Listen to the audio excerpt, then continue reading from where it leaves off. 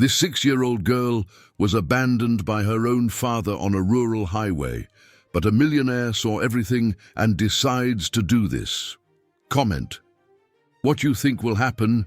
Your opinion is very important, and subscribe to my channel to support my work. Your help is very important. The rain lashed down on Route 66 that winter night near Flagstaff, Arizona. The few cars that passed struggled to see more than a yard ahead, their headlights creating ghostly reflections in the puddles forming on the asphalt. Amidst this merciless storm, a child shivered, wearing only thin pink pajamas with unicorn prints. Harper, just 6 years old, hugged herself as she watched the taillights of her father's car disappear into the darkness. "Daddy will be right back," she whispered to herself, the words almost inaudible amidst the deafening noise of the rain. Her auburn hair, now soaked, clung to her small, pale face. She didn't understand why her father, Chet, had stopped the car. He there asked her to get out to see something and then sped off with that woman she barely knew. Harper took a few hesitant steps backward, seeking shelter under a pine tree near the highway. Her bare feet sank into the cold mud, and she tried to convince herself that it was just a game, like the ones her dad used to play. But something in her childish heart told her that this time it was different.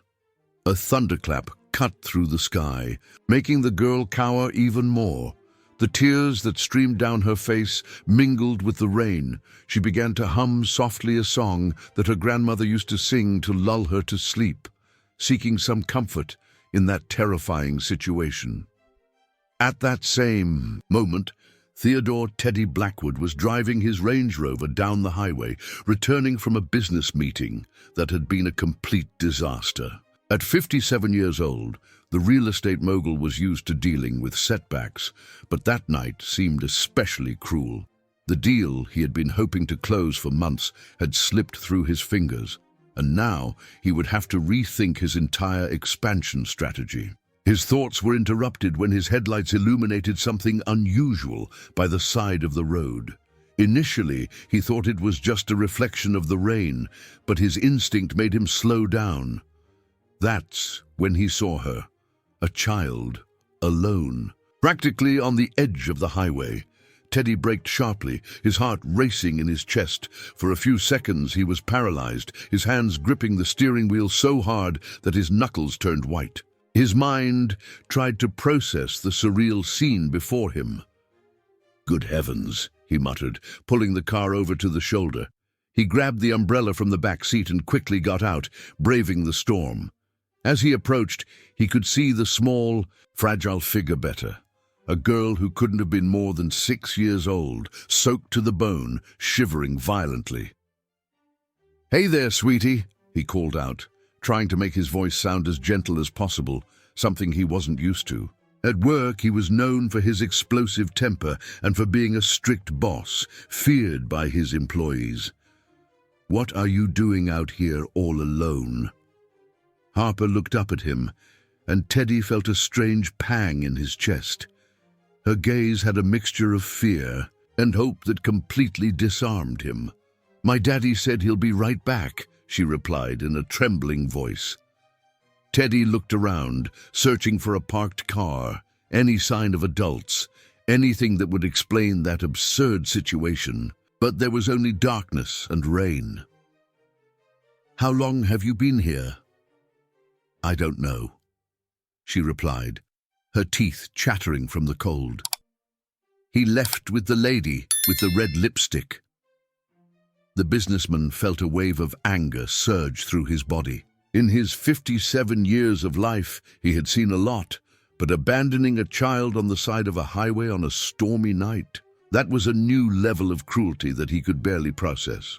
"What's your name?" he asked, moving closer and covering her with the umbrella. "Harper," she replied, and then coughed hard, a sound that Teddy didn't like at all. "Harper, I know. You don't know me, but it's very cold and dangerous out here. Can I take you somewhere safe?" "I promise we'll find your dad," he said, knowing that the last part was probably a lie, but at that moment his priority was to get that child out of there. The girl hesitated for a moment, but another thunderclap made her take a step towards. "Teddy, do you promise you won't leave me alone too?" The question hit Teddy like a punch in the stomach. "I promise," he replied, surprising himself with the firmness in his voice. He took off his blazer and covered the girl, noticing how icy she was. When he picked her up to take her to the car, he felt how light, fragile she was. Something inside him, something he had buried a long time ago after his traumatic divorce with Donna, began to stir. In the back seat of the car, Harper curled up, hugging her knees. Teddy turned the heater on full blast and grabbed a blanket that he always kept in the trunk for emergencies.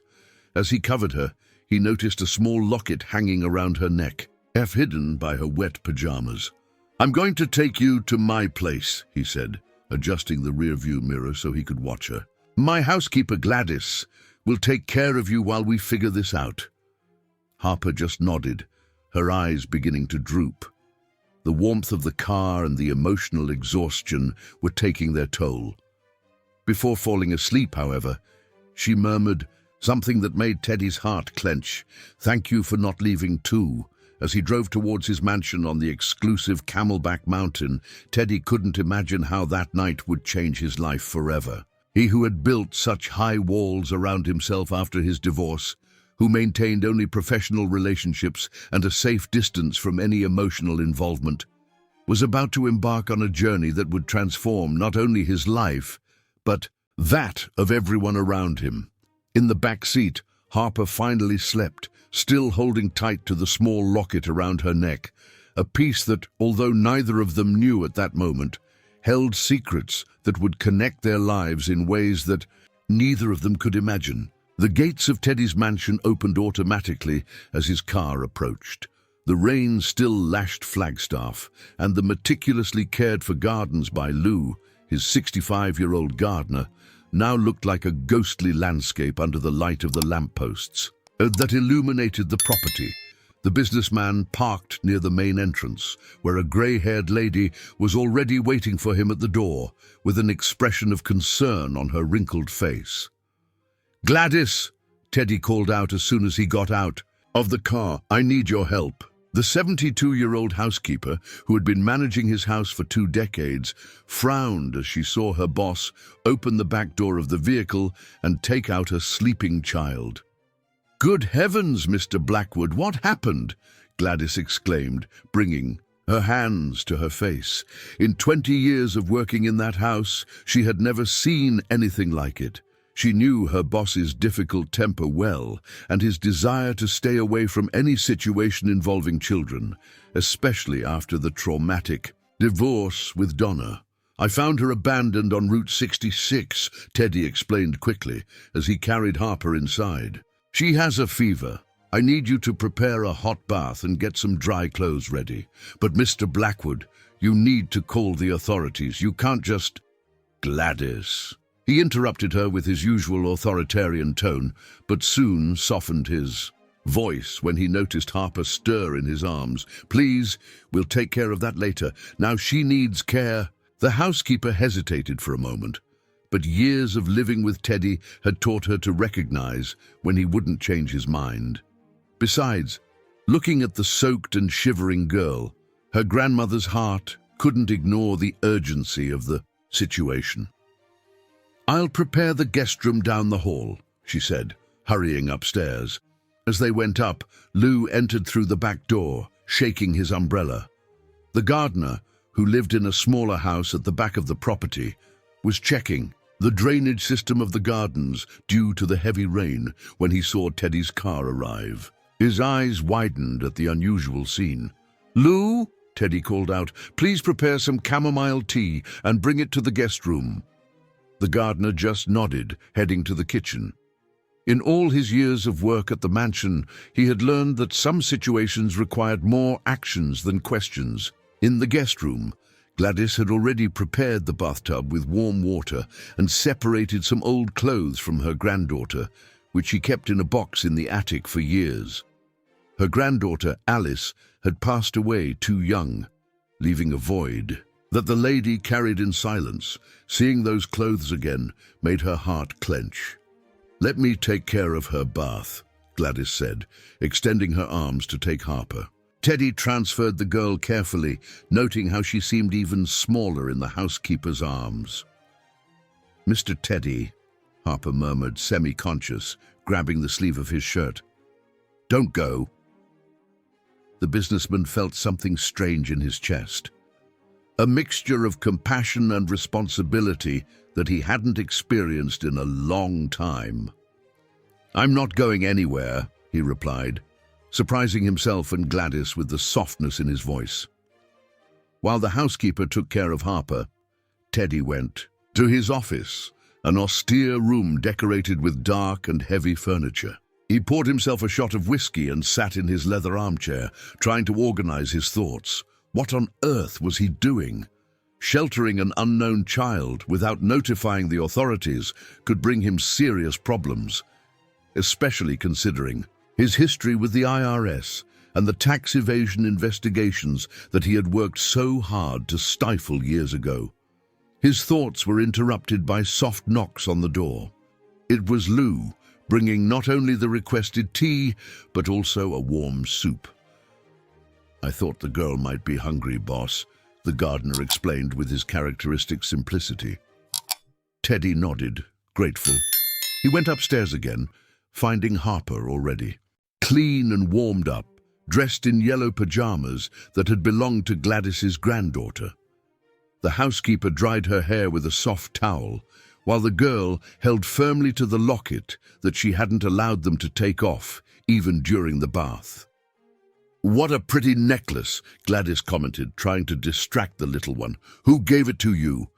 "My grandma," Harper replied, her voice still weak, "before she went to heaven." The housekeeper and Teddy exchanged worried glances. "And your mom, dear?" Gladys asked softly. "I never knew her," the girl replied with a simplicity that broke the hearts of the adults present. "Daddy said she left when I was a baby."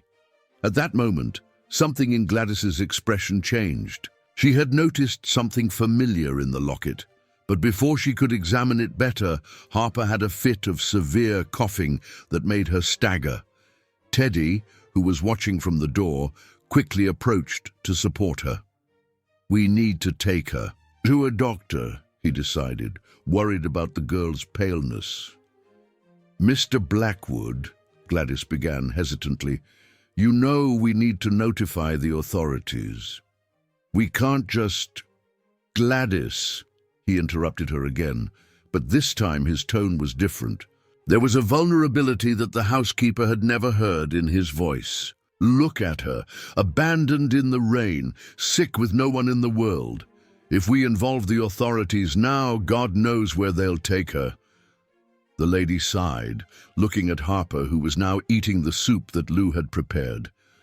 There was something special about that child, an inner strength that contrasted with her apparent fragility. "And what do you suggest?" "We'll take care of her until she gets better. Then we'll think about what to do," Teddy replied, knowing he was entering dangerous territory. What none of them could imagine at that moment was that, while they were making plans to protect Harper, other gears were already in motion. In a roadside bar about 60 miles away, Chet Santana finished his 5th shot of whiskey, while his girlfriend, Vanessa, insisted that they needed to get going. "Come on, Chet, it's done. Now let's get out of here," she said, pulling his arm. "Shut up," he replied, irritated. "I need to think. The key to the motel was with her. The old lady's locket. How stupid was I?" "What locket? What motel? What are you talking about?" Vanessa asked, confused. Chet ignored the questions, his mind clouded by alcohol, trying to process the mistake he had made. The locket that Harper carried wasn't just any piece of jewelry. It was the key to something much bigger, something he had discovered only recently after his mother-in-law passed. Something that could completely change his plans. Back at the mansion, Harper finally fell asleep in the big bed in the guest room, still holding her precious locket. Teddy remained in the armchair next to her, watching her restless sleep.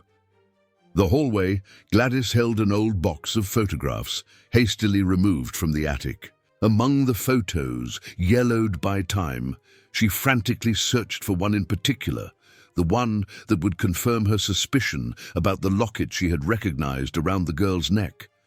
The storm outside began to subside, but for the inhabitants of that mansion, a much bigger storm was just beginning. On that night, destinies intertwined irreversibly, and secrets long buried began to emerge, ready to transform their lives forever. The dawn brought with it a shy sun that tried to break through the clouds after the storm. At the Blackwood mansion, Gladys hadn't slept, spending the night between watching Harper's restless sleep and examining old photographs. Her wrinkled hands trembled every time she looked at one image in particular, a yellowed portrait from 30 years ago, where her younger sister Carol wore a locket identical to the one the girl was carrying. The sound of footsteps in the hallway made her quickly put away the photo. Teddy entered the room, already dressed in his impeccable suit, although his dark circles betrayed a sleepless night. "How is she?" "The fever is down," Gladys replied, adjusting the blanket over Harper. "But that cough doesn't sound good to me at all, Mr. Blackwood. And there's something else." Gladys hesitated, choosing her words. "During the night, she had a sort of fainting spell. It was quick, but it scared me." The businessman frowned, concerned. He approached the bed where Harper was sleeping and, for the first time in many years, felt something other than the emptiness he usually carried. The girl had a serene expression, despite everything she had been through, and held the locket tightly, even in her sleep. "Gladys, I need to go to the main office. Can you—" "You can go without worry," she interrupted him with a half-smile.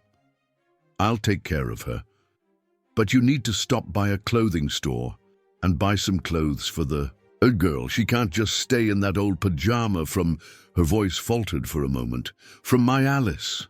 Teddy nodded, noticing the emotion in the housekeeper's voice. He knew about the tragic story of her granddaughter, even though they had never spoken openly about it. "I'll take care of it, and I'll also schedule a doctor's appointment. You're right, that cough and that fainting spell need to be investigated." As he went downstairs, he found Lou already working in the garden, collecting the branches that had fallen during the storm.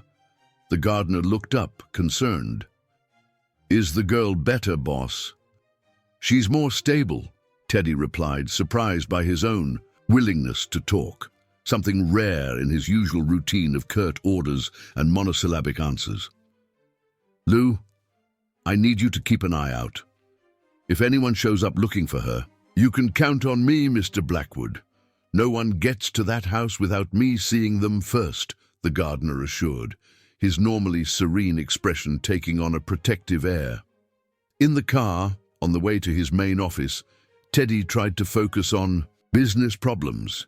The deal lost the previous night meant a considerable loss, and his silent partner Jerry certainly wouldn't be happy. But his thoughts kept returning to the little guest in his mansion. Upon arriving at the office, he was greeted by apprehensive looks from his employees. His reputation as a tough boss preceded him, and everyone expected an outburst because of the lost contract. To everyone's surprise, he went straight to his office without yelling at anyone. "Mr. Blackwood," his secretary Rachel called timidly from the door. "You have a call from Dr. Jerry on line 1. Teddy sighed, preparing for the difficult conversation. Jerry was more than a partner. He was a powerful investor who had saved his business during a crisis 5 years ago, shortly after his divorce. The price of that help was to remain in the shadows as a silent partner while manipulating the important decisions of the company. "Jerry," Teddy answered, trying to keep his voice firm. "What's this story about losing the Almeida contract?" The voice on the other end was sharp. "That was $2 million in materials, Teddy. What happened to you last night?" "I had an unforeseen event," he replied, realizing how weak the explanation sounded. "Unforeseen event? Since when do you have unforeseen events? You're the most predictable." person I know, Teddy. You live for this company. You have no family, no social life. That's why investing in you was a safe decision. But now... The conversation was interrupted by a knock on the door. Rachel entered, pale. "Sorry, Mr. Blackwood, but there's a social worker here. She says she needs to speak with you urgently." Teddy's blood ran cold. How did someone already know about Harper? He hung up the phone without saying goodbye to Jerry and tried to compose himself before letting the woman in. Brenda was 42 years old and had a professional air that didn't match. A restless gaze. "Mr. Blackwood," she began, sitting down without waiting for an invitation. "I'm from Social Services, and we're looking for a child who was seen getting into your car last night on Route 66. "How?" Teddy tried to buy time, his mind working fast. "A witness saw you picking up a child on the highway," she continued, taking a notepad from her purse. "Considering the seriousness of the situation, I came personally to verify." Something in her tone didn't sound right to Teddy. Years of dealing with difficult people in business had sharpened his instincts. "Can I see your official identification?" Brenda hesitated for a fraction of a second, enough time to confirm Teddy's suspicions. "Of course," she replied, rummaging through her purse in a drawn-out manner. "Actually," Teddy interrupted her, standing up, "I think it's better if we reschedule this conversation with my lawyer present. Rachel," he called his secretary, "please escort the lady to the exit." After Brenda left, visibly upset, Teddy picked up the phone. He needed professional help. He dialed the number of Dr. Owen, his trusted lawyer for decades. "I need you to verify a supposed social worker named Brenda," he explained quickly. "And also, I need guidance on temporary custody of a minor." On the other side of town, in a roadside motel, Brenda entered the room where Chet was sprawled on the bed, still hungover. "He didn't buy the story," she said, throwing her purse on a chair, "and it looks like he has money to hire a lawyer." Chet got up, staggering. "You're useless. Can't do anything right." "Hey, I was the one who found out where the girl is. If it wasn't for me, you wouldn't even know she survived that night," Brenda retorted, irritated. "And you know what? I'm starting to think this story about the motel and the inheritance is your invention. So far you haven't shown me any documents." "Shut your mouth!" Chet lunged at her, but tripped over his own feet. "The documents are with the brat, in the locket. That damn old woman, my mother-in-law, put everything in there before kicking the bucket." At the Blackwood mansion, Harper was finally waking up, greeted by Gladys's gentle smile and a fancy breakfast tray. The girl sat up in bed, still holding the locket. "Did Mr. Teddy already go to work?" she asked, her small voice betraying a note of fear. "Yes, but he'll be back soon," Gladys replied, sitting on the edge of the bed. "Want to tell me more about that pretty locket?" Harper looked at the jewel with affection. "Grandma said it was my mom's. That one day when I grew up, I would understand everything." Her eyes filled with tears. "But now Grandma went to heaven, and Daddy left me in the rain." Gladys hugged the girl, her heart torn between compassion and a growing suspicion. That locket, identical to the one her sister Carol had. Could it be? After so many years, could this child be the key to unraveling the mystery of her sister's disappearance? Before she could ask more questions, Harper had another dizzy spell, this time stronger. Her eyes rolled back and she fainted in the housekeeper's arms. "Lou!" Gladys screamed in panic. "Call Mr. Teddy! The girl is sick!" The day that had begun with apparent calm was about to turn into a whirlwind of events that would forever change the lives of everyone in that mansion. And the locket, seemingly a simple family jewel, held secrets much deeper than anyone could imagine. St. Joseph's Private Hospital, the most renowned in Flagstaff, was especially busy that morning when Teddy burst into the emergency room carrying an unconscious Harper. Gladys came right behind, her hands clasped in silent prayer.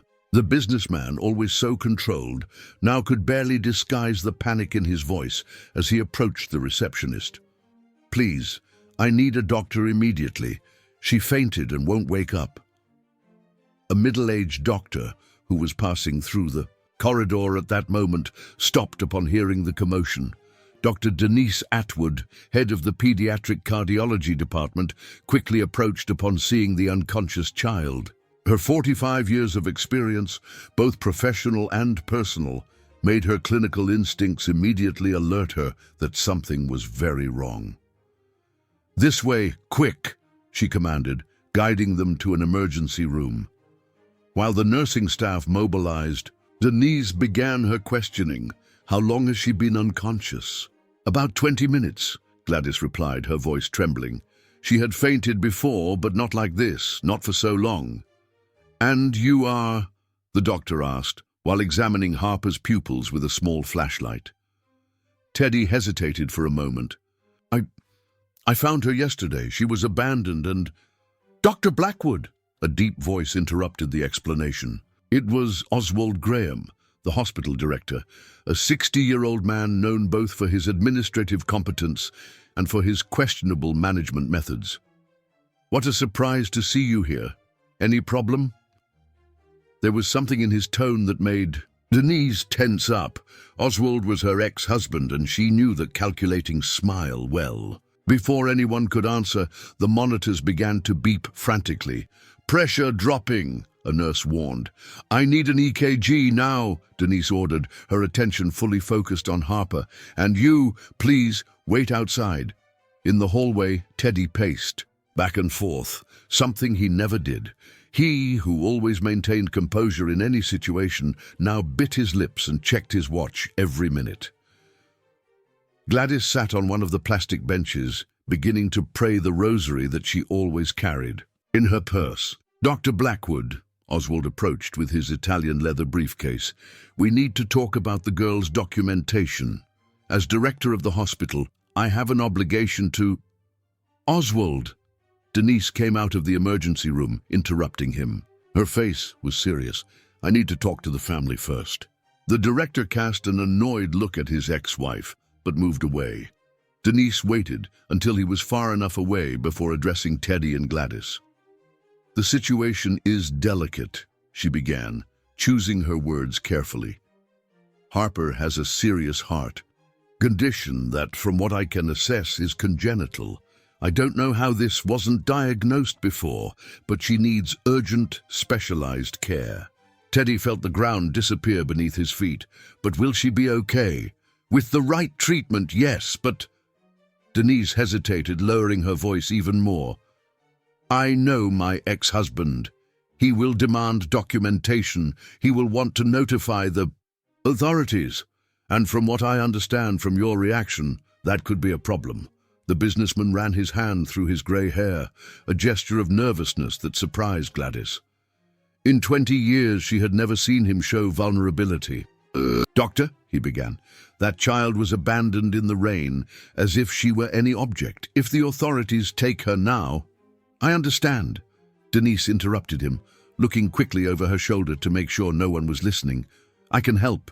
I have a private clinic where we can follow her without so much protocol.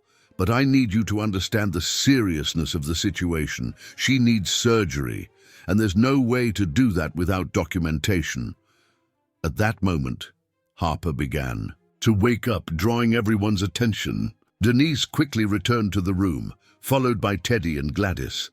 The girl opened her eyes slowly, looking scared by all the equipment around her. "Mr. Teddy?" she called, her voice small and fragile.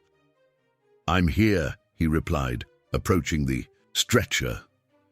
Something in his chest tightened upon seeing how she seemed even smaller and more vulnerable among all those devices.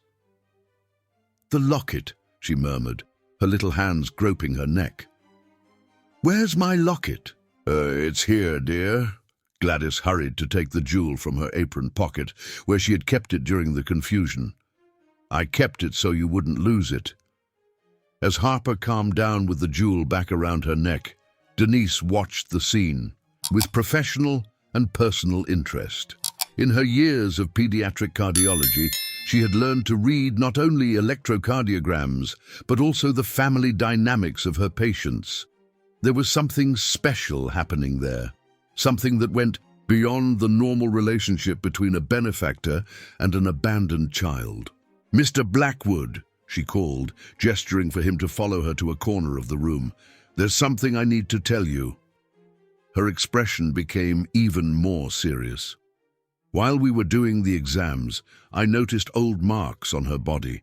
Nothing recent, but they are signs consistent with neglect." Teddy clenched his fists, feeling a wave of anger that he hadn't experienced in a long time. "That bastard!" "Precisely for that reason," Denise continued, "I will help you, but with one condition. I want to follow the case closely, not only as a doctor, but—" She hesitated, something in her eyes softening. "Let's just say I also have my reasons for wanting to stay away from the official protocols of the hospital." Before Teddy could answer, Oswald returned to the room, now accompanied by a woman he immediately recognized, Brenda. "Look what a coincidence," the hospital director said with a smile that didn't reach his eyes. "The social worker who was looking for the girl showed up here for a routine visit. How lucky, right?" Denise immediately noticed the change in Teddy's posture and the expression of panic on Gladys's face. With years of experience dealing with her manipulative ex-husband, she knew when something was wrong. "I'm sorry," she interjected, placing herself between the group and the stretcher where Harper rested, "but my patient is not in a condition to receive visitors now. Doctor's orders." "But darling," Oswald used that condescending tone that she so despised, "you know that in cases like this, the protocol, Oswald, determines that in cases of cardiac emergency, the well-being of the patient comes first. And as the responsible cardiologist, I am determining that she needs absolute rest." The hospital director and Brenda exchanged annoyed looks, but could not argue against Denise's medical authority. As they left the room, Teddy noticed something that disturbed him. Brenda had fixed her eyes on Harper's locket, and her expression had completely changed. As soon as they were alone again, Denise began to take notes on her clipboard. "I'm going to prescribe some medications and schedule more detailed tests at my clinic, but there's something you need to know." She stopped writing and looked directly at Teddy. "My ex-husband never acts like this without a reason. If he's interested in this case, it's because there's something bigger going on." "Doctor," Gladys called softly, approaching with hesitation, "there's one more thing you need to know." She pulled out the old photo she had found the night before from her purse. "This locket that the girl is wearing, it's identical to the one my sister Carol wore before she disappeared 30 years ago." Denise took the photograph, studying it carefully. Indeed, the jewel was identical, down to the smallest details of the carving. "And your sister, what happened to her?" "She disappeared without a trace," Gladys replied, her voice choked with emotion. "She worked as a housekeeper at a seaside inn. One day, she simply didn't come home. The police investigated, but they never found anything." Teddy, who was listening to the conversation with growing attention, remembered Harper's confused words about her grandmother and an inn. The pieces were beginning to fall into place, forming a puzzle that he wasn't sure he wanted to solve. "There's one more thing," Denise added, lowering her voice even more. "While I was doing the tests, I noticed something strange about the locket. It seems there's some kind of secret compartment, but I couldn't open it." At that moment, as if responding to the mention of her treasure, Harper had another episode of tachycardia. The monitors began to beep again, and Denise turned her attention back to the patient. But now, in addition to her medical concern, there was another thought in her mind. What secrets did that locket hold, and why did so many people seem interested in it? In the hallway, Oswald was making a call on his cell phone, his voice a controlled whisper. "Yes, The girl is here. And the locket too. But we have a problem. Denise is involved now, and you know how she can be when she decides to protect someone. On the other end of the line, a voice replied, "It doesn't matter. That locket is the key to everything, and after 30 years of waiting, I'm not going to let anything get in my way."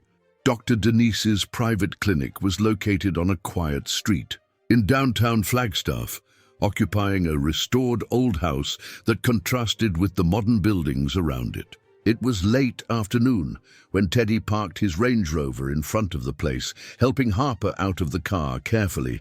The girl was still weak after the episodes at the hospital, but her eyes lit up upon seeing the small garden that decorated the entrance of the clinic. "Look, Mr. Teddy, there's a hummingbird." She pointed to one of the flowers, her face lighting up with that smile that, in such a short time, had become precious to the businessman. Gladys, who had come in the back seat with Harper, adjusted the girl's coat. The weather had cooled down considerably, and after the scares of the day, no one wanted to risk a relapse. The housekeeper carried a bag with some basic belongings that they had managed to buy in a hurry: clothes, toiletries, and even a small teddy bear that Teddy had insisted on adding to the cart, surprising both the saleswoman and himself. Denise was waiting for them at the reception, her face showing concern. "Come in quickly," she said, looking discreetly to both sides of the street. "We need to talk." The interior of the clinic was cozy, quite different from the institutional coldness of the hospital. The pastel-colored walls were decorated with colorful paintings, and there were toys strategically scattered around the waiting room. Denise led them directly to her office on the second floor, where a young nurse was already waiting. "This is Mandy, my trusted nurse," Denise introduced. "She's going to do some preliminary tests on Harper while we talk." The girl, who was normally frightened by medical procedures, surprisingly followed Mandy without hesitation. Perhaps it was the nurse's gentle manner, or perhaps the last few days had taught Harper to trust strangers who showed kindness more easily. Once they were alone, Denise closed the door and her expression became more serious. "A few things happened after you left the hospital." She took a folder from her drawer. "Oswald started asking questions about Harper's medical history, especially about previous heart tests, and that supposed social worker, Brenda, was rummaging through medical records when one of the nurses caught her." Teddy felt his stomach churn. "Did they manage to find anything?" "No," Denise replied, "but that's not all. I received a peculiar call." She hesitated, choosing her words. "A woman claiming to be a lawyer for a Chet Santana. She specifically mentioned Harper's locket." Gladys, who had been quiet until then, let out an exclamation. "Doctor, there's one more thing I need to tell you." She took a yellowed envelope from her purse. "After I showed you that photo of my sister Carol, I went to look for more things in the attic. I found these letters." The letters, written 3 decades ago, were from Carol to Gladys. In the last of them, dated a few days before her disappearance, she mentioned having discovered something disturbing at the inn where she worked, something related to important documents and a hidden safe. "My sister wrote that she was afraid," Gladys continued, her voice trembling. "She said that if something happened to her, I should look in the locket, but we never found the locket until now." Denise took the letters, reading them carefully. "This explains the interest of so many people, but I still don't understand the connection with Harper's heart condition." At that moment, they were interrupted by knocks on the door. It was Mandy, looking worried. "Doctor, I think you better see this." In the examination room, Harper was sitting on the stretcher, playing distractedly with the locket. Mandy showed Denise the preliminary test results, and the doctor visibly paled. "What is it?" Teddy asked, his heart racing. "Her heart condition," Denise began, hesitant. "It's not just congenital. There are signs that it has been aggravated, intentionally, How so? Gladys asked, horrified. The tests showed traces of a specific substance in her blood. A substance that in small doses over time can cause exactly these heart symptoms. Denise took a deep breath. It's a type of medication that, if poorly administered, can cause progressive damage to the heart. And from what I'm seeing, someone has been giving this to her for at least 2 years. Teddy felt a wave of anger so intense that he needed to lean against the wall. That monster, her father. I don't think it was her father, Denise interrupted. This type of medication is controlled. You need a prescription. And more, it's the same medication that was involved in a scandal 30 years ago when some doctors were accused of conducting unauthorized experiments on patients. 30 years, Gladys murmured, the pieces starting to fall into place. In her mind, the same time my sister disappeared, a noise coming from the reception area caught everyone's attention. Raised voices could be heard downstairs. Mandy ran to check and came back pale. It's Dr. Oswald. He's with police officers. Quick! Denise took command of the situation. There's an exit in the back. Mandy will take you there. She grabbed a prescription pad and wrote quickly, "These are the medications Harper needs. They're safe, they'll help with the symptoms, but she needs surgery as soon as possible." "What about you?" Gladys asked, worried. "Don't worry about me," Denise replied, with a tense smile. "I know how to deal with my ex-husband. Go!" While Mandy guided Teddy, Gladys, and Harper through the back exit, Denise took a deep breath and went downstairs to face Oswald. In the hallway of the clinic, she found her ex-husband accompanied by 2 police officers and, to her surprise, "Brenda, where's the girl, Denise?" Oswald demanded. "What girl?" she replied calmly. "My last patient of the day left hours ago." "Don't lie to me," he growled, approaching threateningly. "You have no idea what's at stake here." "No, Oswald," she replied, maintaining her composure. "You have no idea. Because if you make any move against that child, I will personally expose everything I know about your schemes at the hospital, including the falsified reports." Oswald's face turned red with anger, but he backed down. He knew that his ex-wife didn't make empty threats. Without saying anything else, he gestured for the police officers and Brenda to follow him out of the clinic. After they left, Denise allowed herself a moment of weakness, leaning on her desk. Mandy returned a few minutes later, confirming that Teddy and the others had managed to get out safely. "Doctor," the nurse called softly, "I found this in the examination room."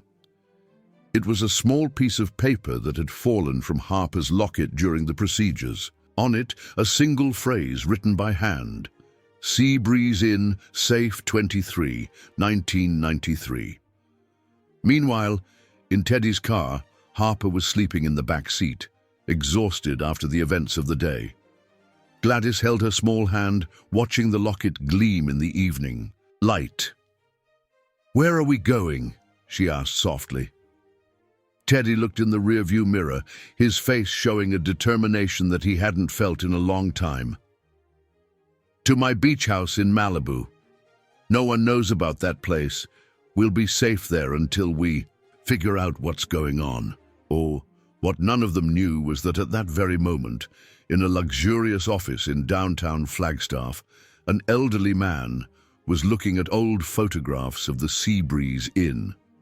His name was Jerry, and he was not just Teddy's silent partner. He was also the last survivor of a group of doctors who, 30 years ago, had conducted illegal experiments at that same inn. "After so long," he murmured to himself, "that locket has finally reappeared, and with it all the evidence that Carol stole before disappearing." He picked up his phone and dialed a number. "Cancel all my appointments. I need to go to Malibu, immediately." Teddy's beach house in Malibu was in a secluded area, almost hidden among the native vegetation that still resisted the rampant urbanization of the city. It was a more modest construction than his mansion in Flagstaff, but still, impressive, with large glass windows that opened onto the sea. The businessman had bought the property 15 years ago, when he was still married to Donna, but never got to visit it much. The memories of the failed marriage kept him away. It was past midnight when the group finally arrived. Harper was sleeping soundly in the back seat, still holding the locket. During the trip, she had had another episode of tachycardia, less intense than the previous ones, but enough to increase everyone's concern. "Lou should be arriving soon," Teddy commented as he opened the door to the house. He had called the gardener before leaving Flagstaff, asking him to bring some essential supplies. In his years of working at the mansion, Lou had proven himself to be more than an employee. He was a loyal ally who never asked too many questions. Gladys carried Harper inside, her tired legs protesting as she climbed the stairs to the main bedroom. The housekeeper couldn't stop thinking about Dr. Denise's revelations about the medication that had been administered to the girl. How could someone be so cruel to a child? As she settled Harper into the king-size bed, Gladys noticed something different about the locket. The jewel, which until then seemed completely sealed, had a small crack on its side. Perhaps because of the wear and tear of the last few days, or perhaps because someone had finally paid enough attention to notice, the secret compartment mentioned by Denise seemed about to be revealed. Downstairs, Teddy was preparing a strong coffee in the kitchen when his cell phone vibrated. It was a message from his secretary, Rachel. Dr. Jerry cancelled all appointments for the week. "He's acting strange. Asked for access to the company's old files." The businessman felt a chill. In 15 years of partnership, Jerry had never shown interest in the company's historical records. Why now? Before he could reflect more on this, he heard soft knocks on the back door. It was Lou. The gardener entered carrying bags of groceries and a worried expression on his wrinkled face. "Boss, there's something you need to know," he said in a low voice, looking nervously around. "When I went to get things at the mansion, there was a car parked on the corner. A man was taking pictures of the house. Could you see who it was?" "No, but—" Lou hesitated, rummaging in the pocket of his worn coat. He dropped this when he left in a hurry. It was a badge from St. Joseph's Hospital with Oswald's name and photo. At that moment, a scream coming from upstairs made everyone freeze. "Mr. Blackwood, come quickly!" Taking the stairs two at a time, Teddy found Gladys leaning over the bed, trying to calm Harper, who was thrashing around in another episode. But this time it was different. The girl was conscious, her wide eyes fixed on the locket that was now completely open in her hands. "Calm down, honey," Gladys tried to calm her. "Breathe slowly, like Dr. Denise taught you." "But Grandma is here," Harper said between gasps. "She's in the picture." Indeed, inside the secret compartment of the locket, there was an old and folded photograph, along with a piece of yellowed paper. When Teddy approached to see better, he felt his heart skip a beat. The photo showed a group of people in front of the Sea Breeze Inn, and among them was a young woman who was the spitting image of Gladys. It must be Carol. But what caught his attention the most was the figure next to her, a lady that Harper identified as her grandmother, much younger, wearing a white coat and a hospital badge. And next to her, smiling at the camera, was a man that Teddy knew very well, Jerry. "Good heavens," Gladys murmured, her hands trembling as she took the photo. "It's my sister, with your partner." Before anyone could say anything else, headlights illuminated the entrance of the house, followed by the sound of several cars parking. Lou ran to the window and his face paled. "Boss, it's Dr. Jerry, and he's not alone." Teddy acted quickly. "Lou, there's a passage in the back of the house that leads to the beach. Few people know about it. Take them that way now." "But what about you?" Gladys asked, already picking up Harper in her arms. "I'll delay them. I have some questions to ask my partner." His face was hard as stone. "Go! Follow the beach to the abandoned pier. There's a small boat hidden there. The keys are under the seat." While Lou guided Gladys and Harper through the secret passage, Teddy went down to confront his partner. He opened the main door just as Jerry raised his hand to knock. "What a surprise, Jerry," he said with a calm he didn't feel. "What brings you here so late?" The partner, normally so controlled and professional, seemed different. There was a nervous energy in his movements, an almost manic glint in his eyes. "Where's the girl, Teddy?" "What girl?" "Don't play dumb!" Jerry exploded, his composure crumbling. "The locket, I need that locket." Behind him, Teddy could see Oswald and 3 more men he didn't know. Brenda was also there, looking uncomfortable with the situation. Why so much interest in an old... "A jewel," Teddy provoked, trying to buy time. He could hear the soft sound of the waves outside and prayed that the others would make it to the boat. "That locket contains evidence," Jerry replied, his voice trembling with rage. "Evidence that Carol stole before disappearing." "Before you made her disappear, you mean?" Teddy completed, the pieces falling into place in his mind. "What was going on at that inn, Jerry? What kind of experiments were you doing?" The partner took a step forward, menacingly. "We were pioneers. We were developing revolutionary treatments. But people like Carol, like the girl's grandmother, didn't understand the importance of our work." "You were testing drugs on patients without authorization," Teddy concluded, disgusted. "And now you were doing the same with Harper." "The girl was perfect for the study," Oswald interfered, his voice clinical and distant. "Young, healthy, with no close relatives to ask questions. The father collaborated for years in exchange for money." Teddy felt his vision turn red with anger. All his self-control, built over years running companies, threatened to crumble. "You're monsters." "We're scientists," Jerry shouted. "And now, thanks to your interference, years of research may be lost. Where is the locket?"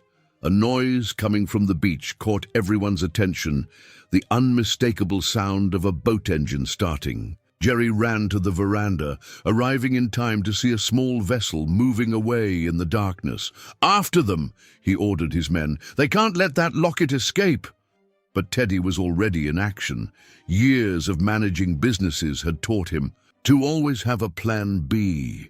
While everyone ran to their cars, he activated the irrigation system in the gardens, turning the access path to the beach into a slippery mud pit. He managed to gain some precious minutes with this, enough time to reach his own boat, hidden on another, more distant pier. He knew those waters better than anyone. It was his only pastime in the lonely times after the divorce. As he navigated, in the darkness, guided only by the faint light of the moon, Teddy tried to process all the revelations of the night. His partner, whom he had trusted for years, was involved in the disappearance of Gladys's sister. Harper's grandmother had discovered the illegal experiments and probably paid with her life for it. And now, Harper herself. His radio crackled. It was the emergency channel he had taught Lou to use. "Boss!" The gardener's voice was tense. "We're heading to the agreed point, but the girl isn't well. The fever is back, strong." Teddy gripped the steering wheel tightly. They needed to find Denise urgently, but how to do that without putting everyone in even greater danger? On the horizon, the first rays of sun began to tinge the sky pink.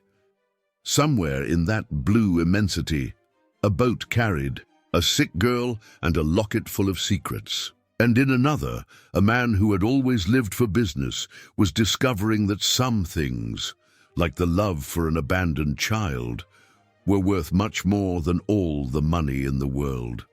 The morning dawned gray over the California coast.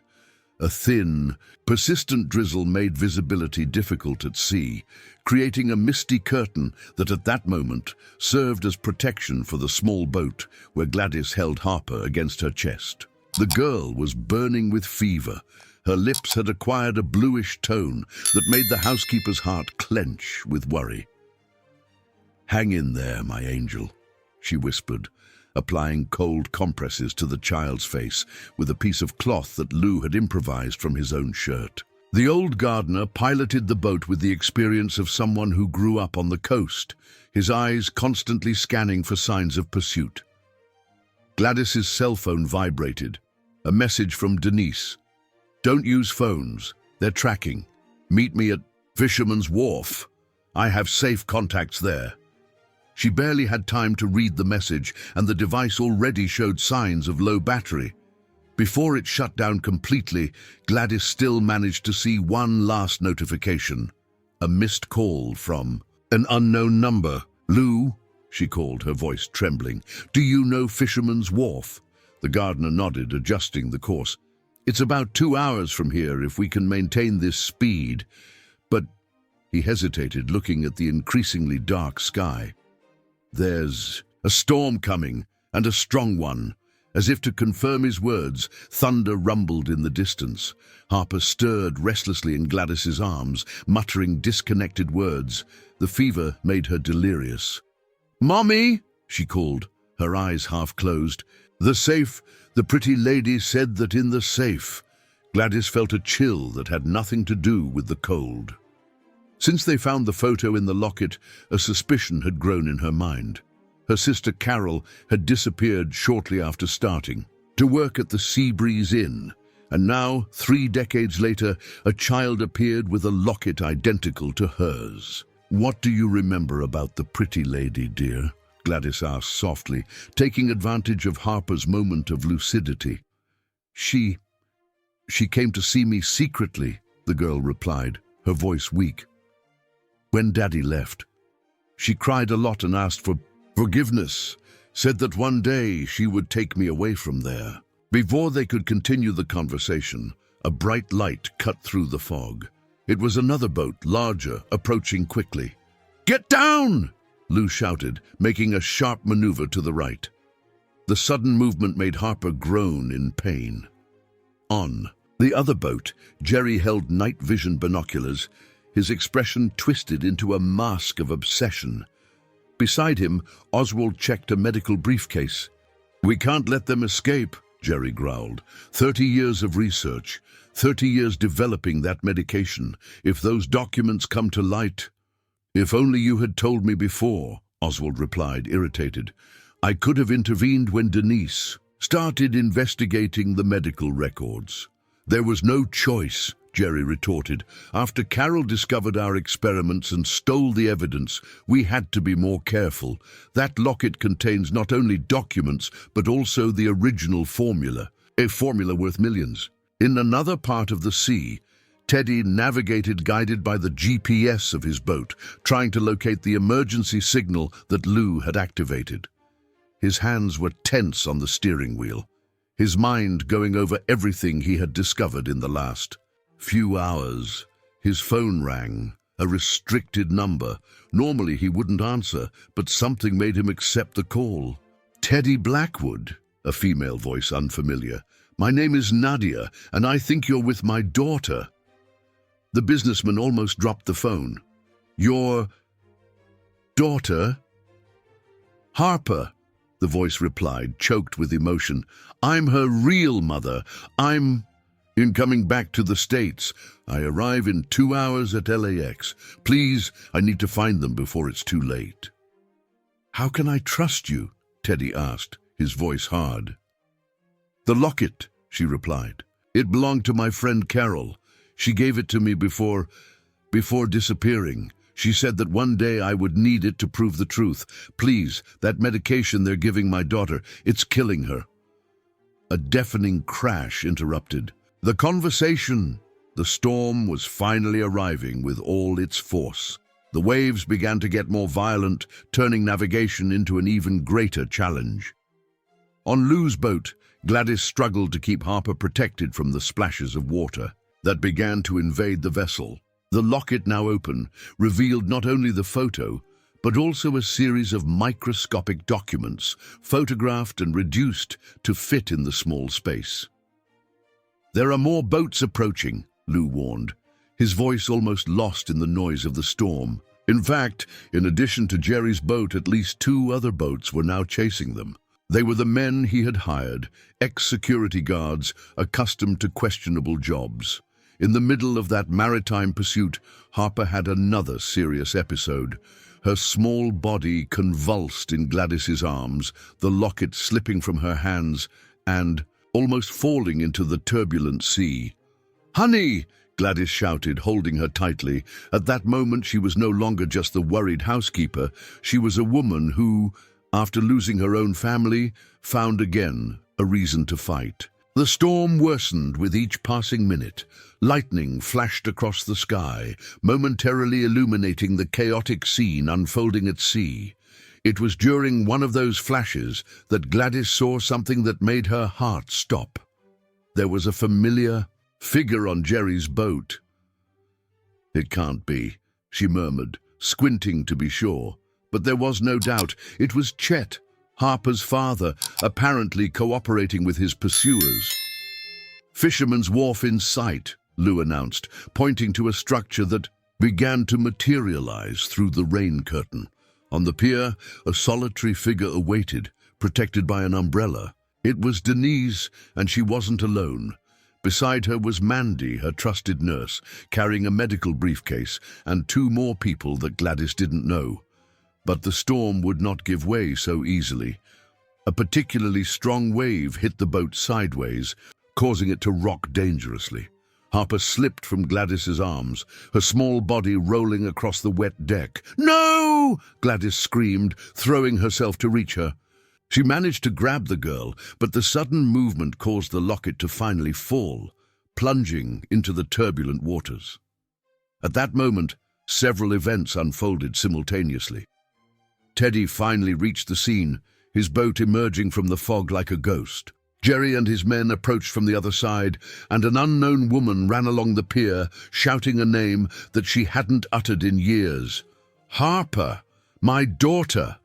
The storm roared, but for Gladys, the world seemed to have silenced. She held the unconscious Harper in her arms, watching the locket, the only evidence they had against Jerry, sink into the depths of the sea. And at that moment, she understood that some choices are more important than any material evidence. "Lou," she called, her voice finding a strength she didn't know she possessed. "Take us to the pier, now." The old gardener nodded, directing the boat towards the harbor as Jerry's boats approached closer and closer.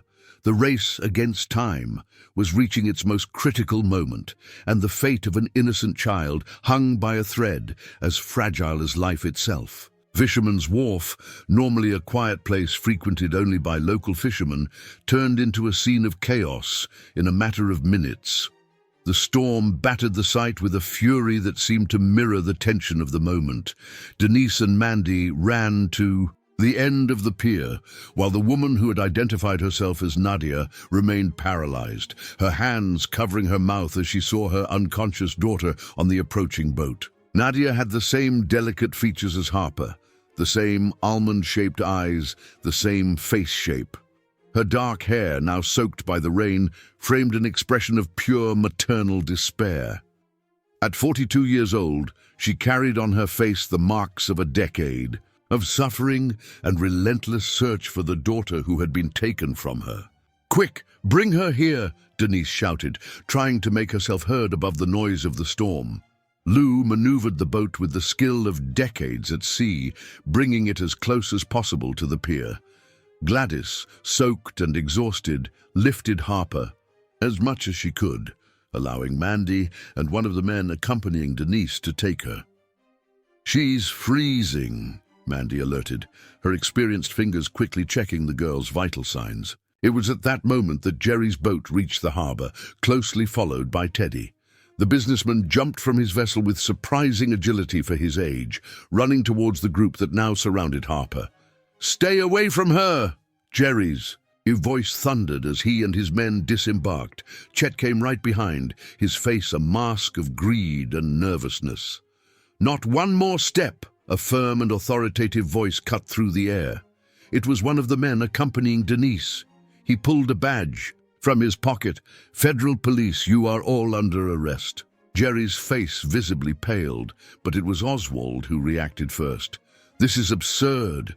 I am the director of St. Joseph's Hospital. I demand to know. You are under arrest for illegal practice of medicine, unauthorized human experimentation, and criminal association. The policeman interrupted him, signaling for his partner to approach with handcuffs. We have all the necessary evidence. Impossible! Jerry shouted, his control finally breaking down. The locket is at the bottom of the sea. You have nothing. It was then that Mandy stepped forward, a discreet smile on her lips. Actually, Dr. Jerry, we have everything.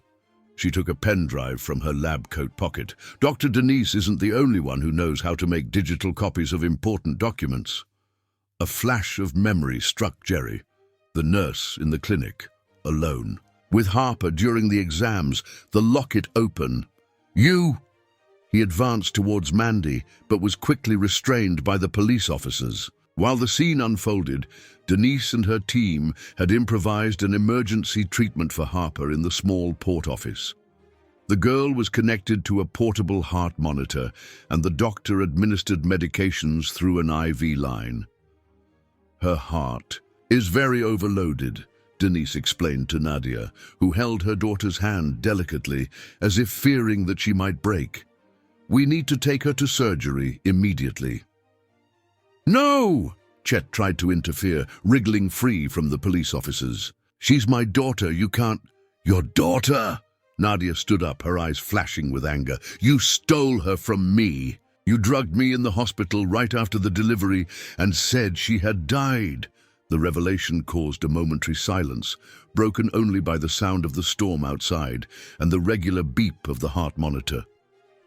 I needed her, Chet murmured. His voice choked, not with regret, but with frustration. The old woman's will left everything to the child, the inn, the documents, everything, but only if she was under my guardianship. And that's why you poisoned her. Teddy stepped forward, needing to be restrained by Lou, an innocent child. I didn't, Chet began, but Oswald interrupted him. Shut your mouth, you idiot, the doctor shouted, but it was too late. Nadia approached Chet, her eyes fixed on his. What's he talking about? What poison? It was Denise who answered, her professional voice barely containing her anger.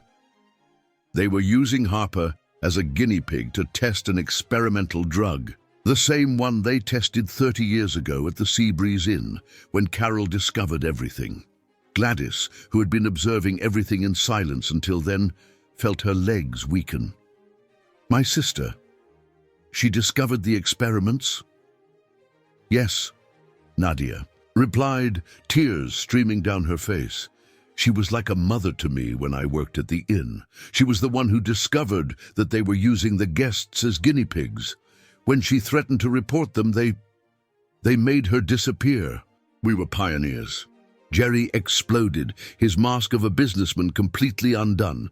That drug could revolutionize heart treatment, but we needed tests, data. When we discovered that the former chambermaid's daughter had been born, it was too perfect to ignore. We paid Chet well to administer the doses, monitor the effects. You monster! Nadia lunged at him, being restrained by Teddy. My daughter, my girl.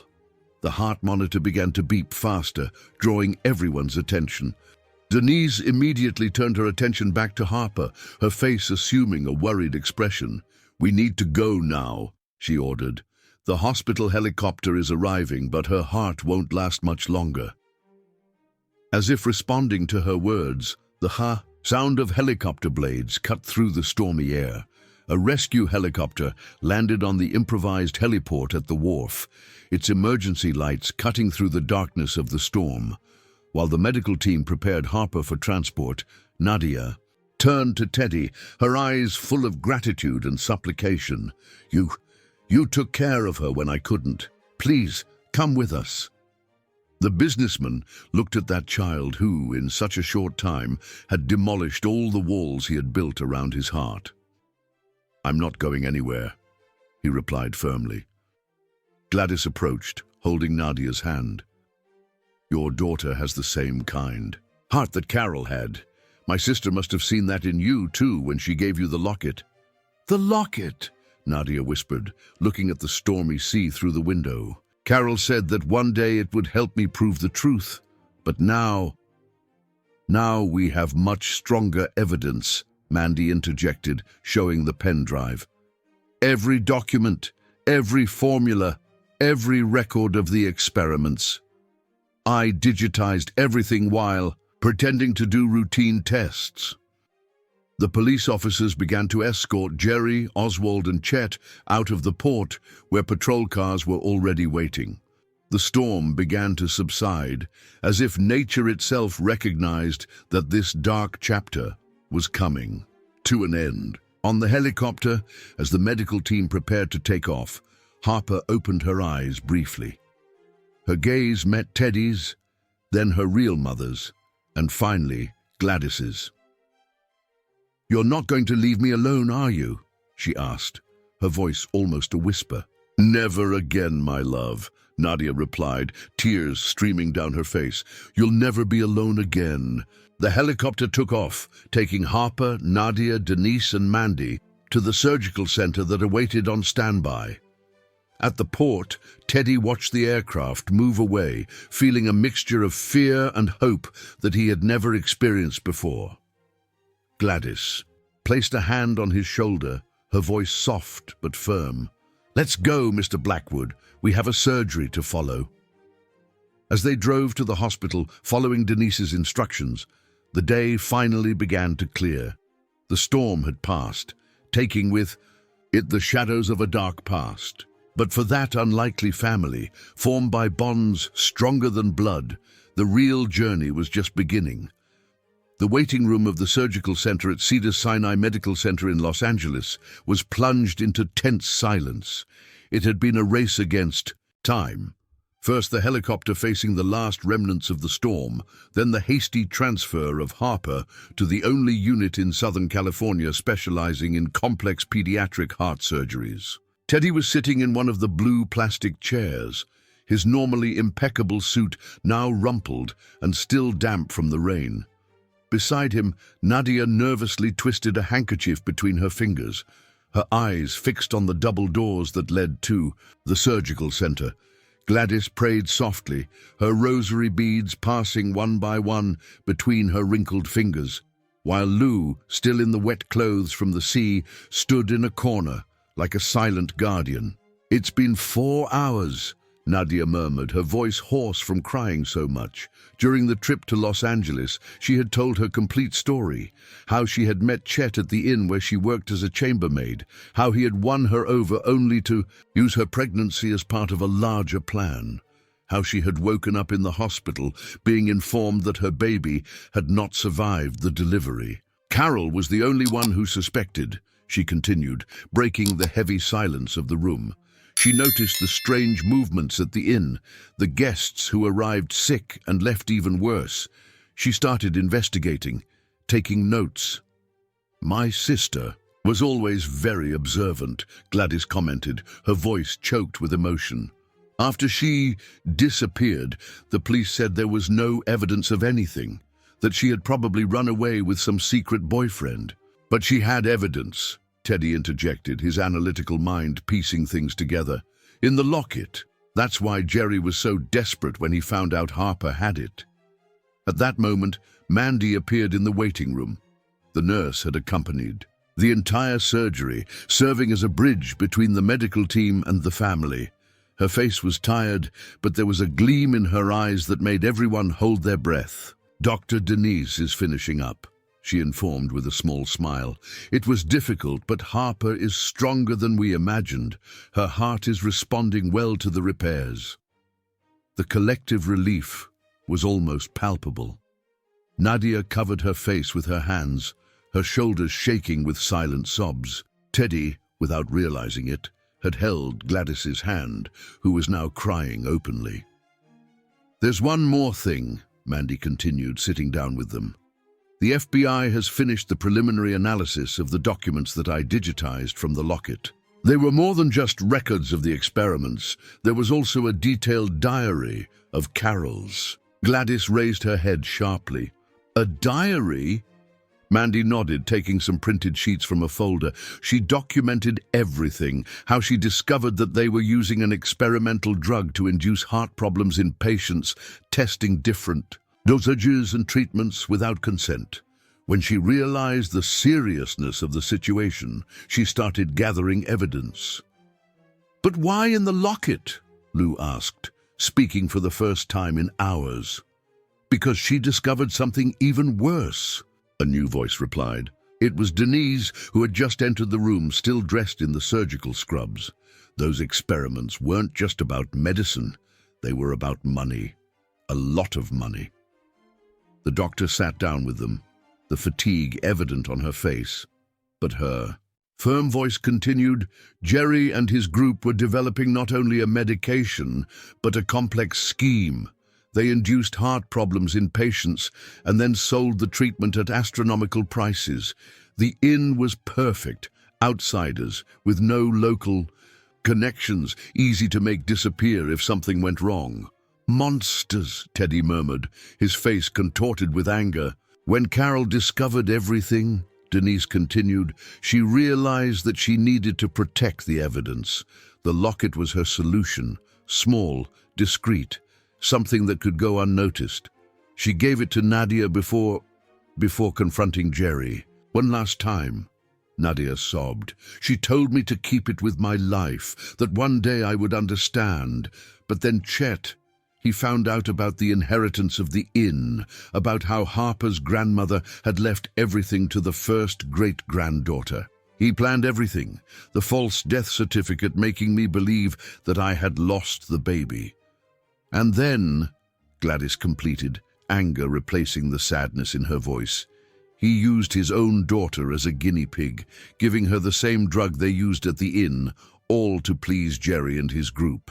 "But why?" Teddy questioned. "Why continue the experiments after so long?" "Because they never stopped," Denise explained. "The scheme continued, more discreet, in private clinics. Oswald used his position in the hospital to cover everything up. When I discovered some irregularities in the medical records, he started blackmailing me, threatening to expose a medical error that I made early in my career." "That's why you helped us," Gladys concluded, understanding. Denise nodded. "When I saw Harper, I recognized the symptoms. I'd seen similar cases before, but had never been able to prove anything. This time, with the help of Mandy and the documents from the locket, we finally had concrete evidence."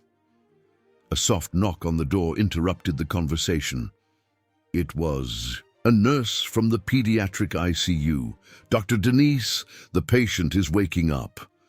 Everyone stood up at the same time, but Denise raised her hand. "Only 2 at a time, please. She is still very sensitive." Nadia looked at Teddy, her eyes full of gratitude. "Come with me, your family now too." The businessman, caught off guard by the emotion that those words provoked, just nodded. Together, they followed the nurse to the ICU, where Harper rested, in a bed surrounded by monitors and equipment. The girl opened her eyes slowly when they approached. Despite the tubes and bandages, her face lit up in a small smile. "Mommy," she whispered, her voice hoarse, "I dreamed about you." Nadia leaned down to kiss her daughter's forehead, silent tears streaming down her face. "It wasn't a dream, my love. Mommy is here now, and I'll never leave you again." "Mr. Teddy," Harper called, her eyes searching for the businessman. "You're not going away either, are you?" Teddy felt something warm and wet run down his face. He was crying, for the first time in years. "No, sweetie, I'm here to stay." Outside the ICU, Gladys watched the scene through the glass, her heart overflowing with emotions. Lou placed a gentle hand on her shoulder.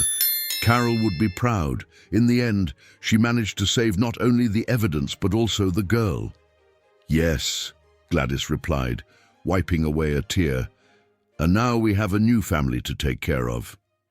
Mandy approached them, holding her cell phone. "The FBI just called. Jerry confessed everything. With the documents from the locket and his testimony, they're going to reopen the case of Carol's disappearance. You'll finally have answers. Denise, who was supervising Harper's post-operative care, made some notes on her clipboard before joining the group in the hallway. "The worst is over," she assured. "Now is the time for healing, not only for her heart, but for all of us." The doctor looked through the glass at the touching scene unfolding inside the ICU. Nadia singing softly to Harper while Teddy held the girl's small hand. It was an image that perfectly captured the essence of what they had experienced. Pain and love, loss and reunion, darkness and light. Outside the hospital, the sun finally broke through the last clouds of the storm, as if nature itself celebrated. The beginning of a new chapter in the life of that unlikely family, united not by blood, but by something much stronger, the love that is born from adversity and the courage to start over. The days following Harper's surgery brought a new routine for everyone. Cedars Sinai Medical Center became a kind of second home, with Nadia practically living in her daughter's room, now transferred to the pediatric ward after showing consistent signs of recovery. Teddy had rented an apartment near the hospital, where Gladys and Lou also settled, transforming the temporary space into a support point for everyone. On a particularly sunny morning, 10 days after the surgery, Denise was performing another checkup on Harper, while Mandy recorded the vital signs. The girl was sitting on the bed, surrounded by drawings she had made during her recovery, most of them portraying her new and peculiar family. "Look, Mr. Teddy," she called excitedly when the businessman entered the room, carrying a bag that seemed to contain more toys. "Dr. Denise said my heart is stronger." Teddy smiled, placing the bag on the small table next to the bed. In recent weeks, his office at the construction supply store had been transformed into an improvised warehouse of gifts for Harper. Teddy bears, coloring books, educational games. His employees, who previously feared him, now hid smiles when they saw the tough boss carefully choosing each new gift. "And it's not just her heart that's stronger," Denise confirmed, putting away her stethoscope. "All the tests are showing an exceptional recovery. In fact," she exchanged a knowing look with Mandy before continuing, "I think we can start planning her discharge soon." Harper's eyes widened. "You mean I'll be able to go home?" It was at that moment that Nadia, who had gone out to get a coffee, returned to the room. She stopped at the door, her face showing a mixture of joy and apprehension. The word home carried a different weight now. After all, where would they go? As if reading her thoughts, Teddy cleared his throat, looking suddenly nervous, a trait that his employees would never have believed possible in the feared boss. "Actually, I wanted to talk to everyone about that." Gladys, who was knitting silently in a corner of the room, looked up from her work. In recent days, she had transformed her old skill with needles into therapy, producing small blankets and cardigans for Harper. "I've been thinking," Teddy continued, his restless hands adjusting the already perfectly aligned tie. "My mansion in Flagstaff is too big for one person, and there's that huge garden that Lou takes care of so well." He paused, searching for the right words. "What do you think of all of us living there?" The silence that followed was broken by a squeal of joy from Harper. "Really? We're all going to live together, like a real family." "Well," Teddy smiled, "I think we're already a real family, aren't we? We just need to make things official." Nadia approached the bed, holding her daughter's hand. "Are you sure, Teddy? It's a very big decision." "I've never been so sure of something in my life," he replied firmly. "Besides," his face took on a more serious expression, "there's something else I need to tell you. Yesterday I received a call from the detective in charge of the case. They found Carol's remains."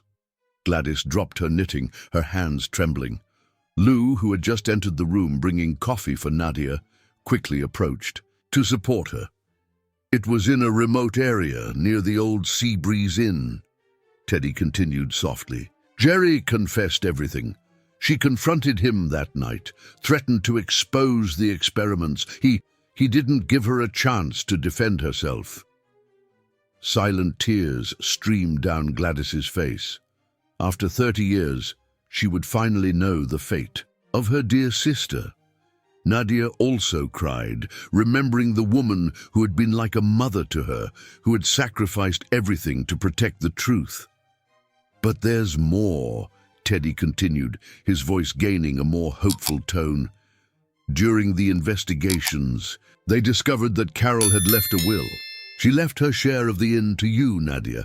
It was her plan from the beginning, to ensure that you and the baby you were expecting had a secure future. And now, Harper asked, her small voice showing concern, what's going to happen to the inn? It was Mandy who answered, surprising everyone with her suggestion. You know, during all this time taking care of you, Harper, I had an idea. What if we turned the inn into a special place, a recovery center for children with heart problems? Denise straightened up, her eyes shining with professional interest. Actually, that would be amazing.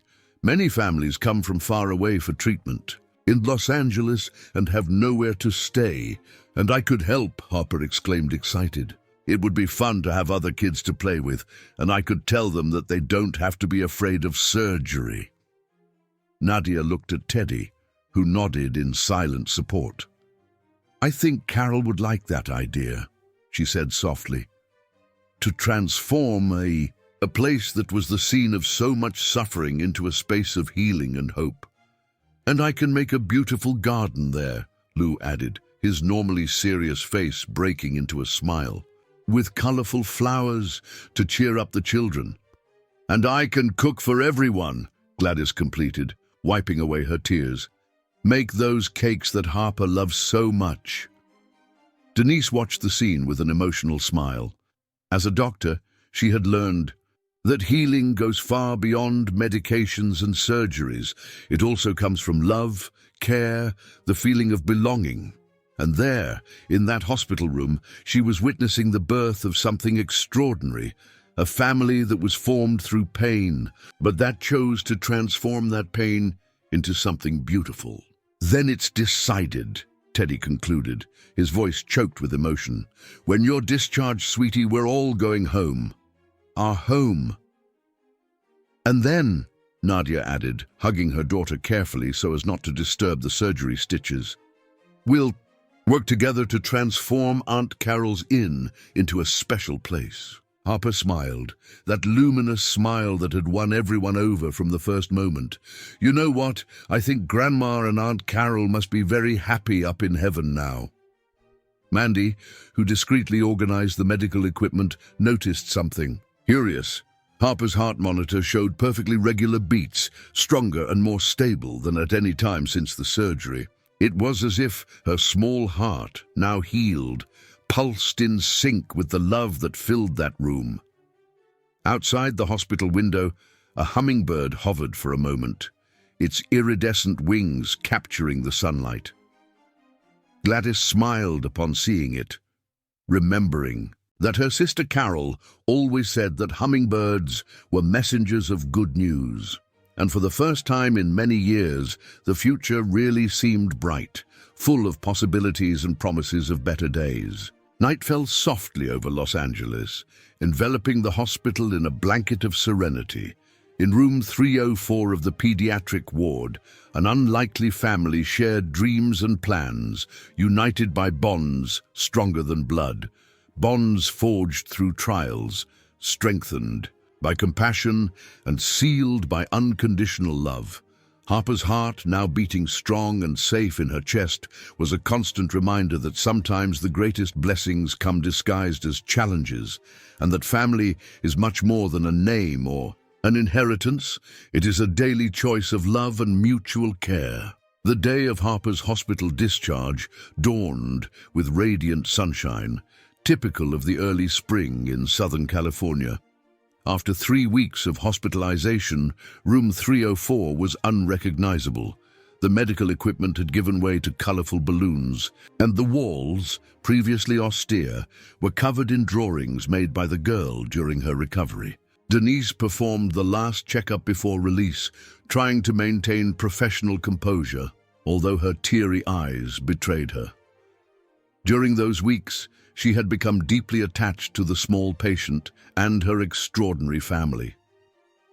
Harper, sitting on the edge of the bed, already dressed in a new dress that Gladys had bought especially for the occasion, watched attentively each of the doctor's movements. "Remember all the recommendations we talked about?" Denise asked, putting away her stethoscope. "Yes," Harper replied readily. "Take the medicine, right? Don't strain myself. Go back for a checkup every week, and if I feel anything different, tell Mom or Mr. Teddy right away." "That's right," the doctor smiled, stroking the girl's hair that now shone healthily, very different from the dull strands from when she arrived at the hospital. "And don't forget that Aunt Mandy will come to the mansion 3 times a week to follow your recovery." Mandy, who was organizing the last discharge documents, looked up and winked at Harper. The nurse had become an essential part of that improvised family. Her professionalism blended with a genuine affection that went far beyond duty. Nadia entered the room carrying a small suitcase with the belongings accumulated during the hospitalization. Her dark circles betrayed the sleepless nights, but there was a light on her face that not even the fatigue could extinguish. The light of a mother who could finally take her daughter home. "I brought a surprise," she announced, and Teddy entered right behind her, carrying something that made Harper's eyes sparkle, a wheelchair decorated with colorful ribbons and a small bicycle bell on the handlebars. "Wow!" the girl exclaimed. "Can I ring the bell?" "Of course you can," Teddy replied, bringing the chair closer to the bed. "But only after I tell you another surprise." He sat down next to her, his face taking on a more serious expression. "You know, sweetie, I've been talking with your mom and some lawyers. And well, if you want, I would like to officially adopt you. Be your real dad, on paper and everything." The silence that followed was broken by the sound of something falling. Mandy had dropped her clipboard, as surprised as everyone in the room. Harper looked from Teddy to Nadia, her wide eyes, processing the information. But can I call you Dad now?" she asked with that innocence that so touched everyone's hearts. "You can, my love," Nadia replied, sitting on the other side of her daughter. "If you want, Teddy will be your dad, not to replace anyone, but to add more love to your life." Harper was quiet for a moment, her little face furrowed in concentration. "And we're all going to live together anyway, with Aunt Gladys and Lou too?" "All together," Teddy confirmed. "And you know that big room on the 2nd floor that overlooks the garden? It will be your room. Lou is already planting your favorite flowers down there, and Gladys is making new curtains." He couldn't finish the sentence because Harper had thrown herself into his arms, hugging him with all the strength that her small recovered body allowed. "Then you're going to be my real dad," she exclaimed, her voice choked with emotion. Denise discreetly wiped away a tear, while Mandy pretended to be very busy with her papers. The moment was interrupted by knocks on the door.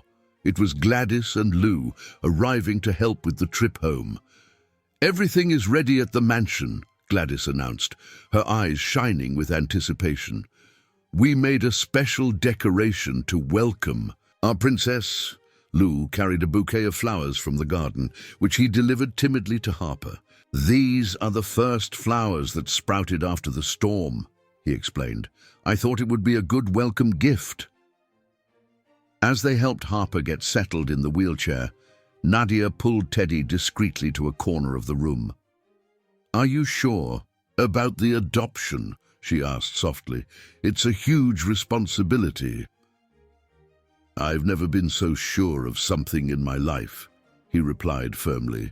"That night on Route 66, it wasn't a coincidence. Something bigger brought us together, and now—" He looked at Harper, who was laughing as Lou helped her ring the bell on the chair. "Now, I can't imagine my life without you." Nadia smiled, silent tears streaming down her face. "You know what's most amazing? Seeing how you've changed. The employees at the store comment that you're different, more human." "Yeah," he laughed softly. "Who would have thought that I, Teddy Blackwood, the terror of employees, would end up holding meetings with a teddy bear on the office table?" The moment was interrupted by Mandy, who approached with some papers. "Before we go, there's one thing you need to see." She extended an official envelope.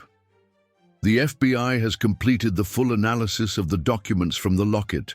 In addition to the evidence against Jerry and his group, they found something else. Carol had registered at a notary's office weeks before disappearing, a statement detailing her suspicions. She knew she was in danger and left everything documented." Gladys approached, her hands trembling as she took the envelope. "My sister, she thought of everything." "There's more," Mandy continued. "The statement included a request that if something happened to her, the inn should be transformed into a place of healing and welcoming. It's as if she had foreseen what you are planning to do now." Nadia hugged Gladys, both sharing tears of emotion. Carol, even after so long, still found ways to take care of them. "Guys!" Harper's voice caught everyone's attention. "Can we go home now? I'm dying to see my new room." The group laughed, and the final preparations for the departure began. Denise made the last recommendations, scheduled the dates of the returns, and finally gave the long-awaited discharge stamp on the chart. As they descended by elevator, Harper held Teddy's hand tightly on one side and Nadia's on the other.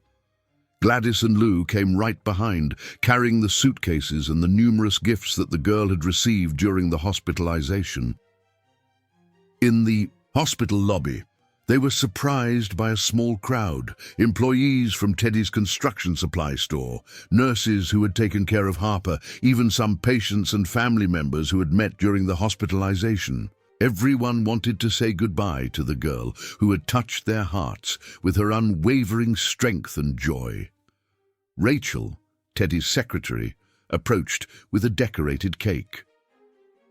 "The people at the store had a collection," she explained, visibly emotional. "They wanted to surprise our little princess." Harper looked in wonder at the cake, which had her name written in colored frosting and was decorated with small sugar hearts. "Look, Dad," she called naturally, making Teddy's heart leap in his chest upon hearing that word for the first time. "It has little hearts just like mine, only mine is strong now." Everyone laughed, and for a moment the hospital lobby was filled with a pure and contagious joy. Mandy took the opportunity to take pictures, documenting that special moment for posterity. When they finally entered the car, a spacious van that Teddy had bought especially to accommodate the whole family, Harper looked one last time at the hospital through the window. "Goodbye, hospital," she waved. "Thank you for fixing my heart." Nadia, sitting next to her, hugged her affectionately. "Actually, my love, I think it was you who fixed all our hearts." As the car moved away towards Flagstaff, the morning sun illuminated the path as a harbinger of better days. In the front seat, Teddy adjusted the rearview mirror and, for a moment, captured the reflection of his entire new family. Harper, dozing off in her mother's lap, Gladys knitting another cardigan, Lou planning in a low voice the new flower beds in the garden. It was a scene he had never imagined for his life, but that he now couldn't imagine living without. The man, who previously only cared about business and profits, had discovered that the greatest investment of his life was not in construction supplies, but in the love of a child who appeared in his path on a stormy night. The Blackwood mansion had never witnessed so much activity as on that Saturday morning, 3 months after Harper's discharge.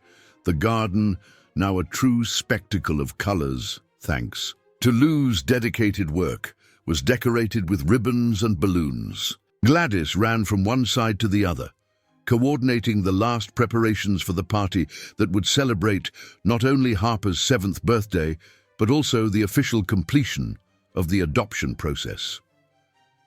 "Be careful with that table," the housekeeper instructed two employees of Teddy's store who had offered to help. "Harper's sweets have to stay near the pool, where she's going to receive her friends." The pool, of course, was decorated with colorful floats, but would remain closed. An express order from Denise, who still maintained restrictions on intense physical activities even with Harper's excellent recovery. The doctor, moreover, had become a constant presence at the mansion, not only as a professional, but as part of that family that grew with each passing day. In the master bedroom, Nadia helped Harper get dressed for the party. The light blue dress, chosen personally by the girl, matched the ribbons that adorned her hair, now longer and shinier. "Mom," Harper called while looking at herself in the mirror, "do you think Aunt Carol would like the party?" Nadia paused what she was doing, touched by the question. In recent months, they had talked a lot about Carol, the story of the courageous woman who had protected so many secrets in the locket had become a kind of modern fairy tale for Harper. "I'm sure she would, my love," she replied, adjusting the ribbon in her daughter's hair, "especially because today is also a special day for the inn." In fact, after the party, there would be a small ceremony at the old Seabreeze Inn, marking the start of the renovations that would transform it into the Carol's Haven, a space dedicated to welcoming children with heart problems and their families during treatment. Soft knocks on the door interrupted the conversation. It was Teddy, impeccable in his navy blue suit, carrying a velvet box. "Can I come in?" he asked, smiling as he saw his two favorite women. "I have a special gift for the birthday girl." Harper ran to hug him, taking care not to wrinkle the dress. In recent months, the businessman had transformed completely. His employees barely recognized the man who now made a point of leaving work early to take his daughter to the park, who kept a photo of her on his desk, and who smiled, yes, smiled, through the halls of the store. "What gift, Dad?" Harper asked, her eyes shining with curiosity. Teddy knelt down to be at her height and opened the box. Inside there was a new locket, similar to the old one that had been lost at sea, but with different details. "This one is special," he explained, helping her put on the jewel. "I had it made just like Aunt Carol's, but with a difference." He opened the secret compartment, revealing not documents, but a photo, the first one they took all together, still at the hospital, on the day of discharge. "It's our family," Harper exclaimed, delighted. "Yes," Teddy confirmed, his voice choked with emotion. "And there's room to put more photos, to keep all the happy memories that we're going to create together." Nadia approached, emotional, and the three hugged. A perfect moment that was interrupted by a breathless Gladys at the door. "The guests are arriving," she announced, "and there's a special surprise waiting downstairs." When they went down to the garden, Harper could hardly believe what she saw. In addition to her new friends from school, she had started studying a month ago after Denise finally authorized it. All the nurses who had taken care of her in the hospital were present. Rachel and the employees of the store, and even some patients she had met during her hospitalization. But the biggest surprise was near the large cake decorated with hearts. Mandy was standing next to an elderly woman in a wheelchair who smiled sweetly.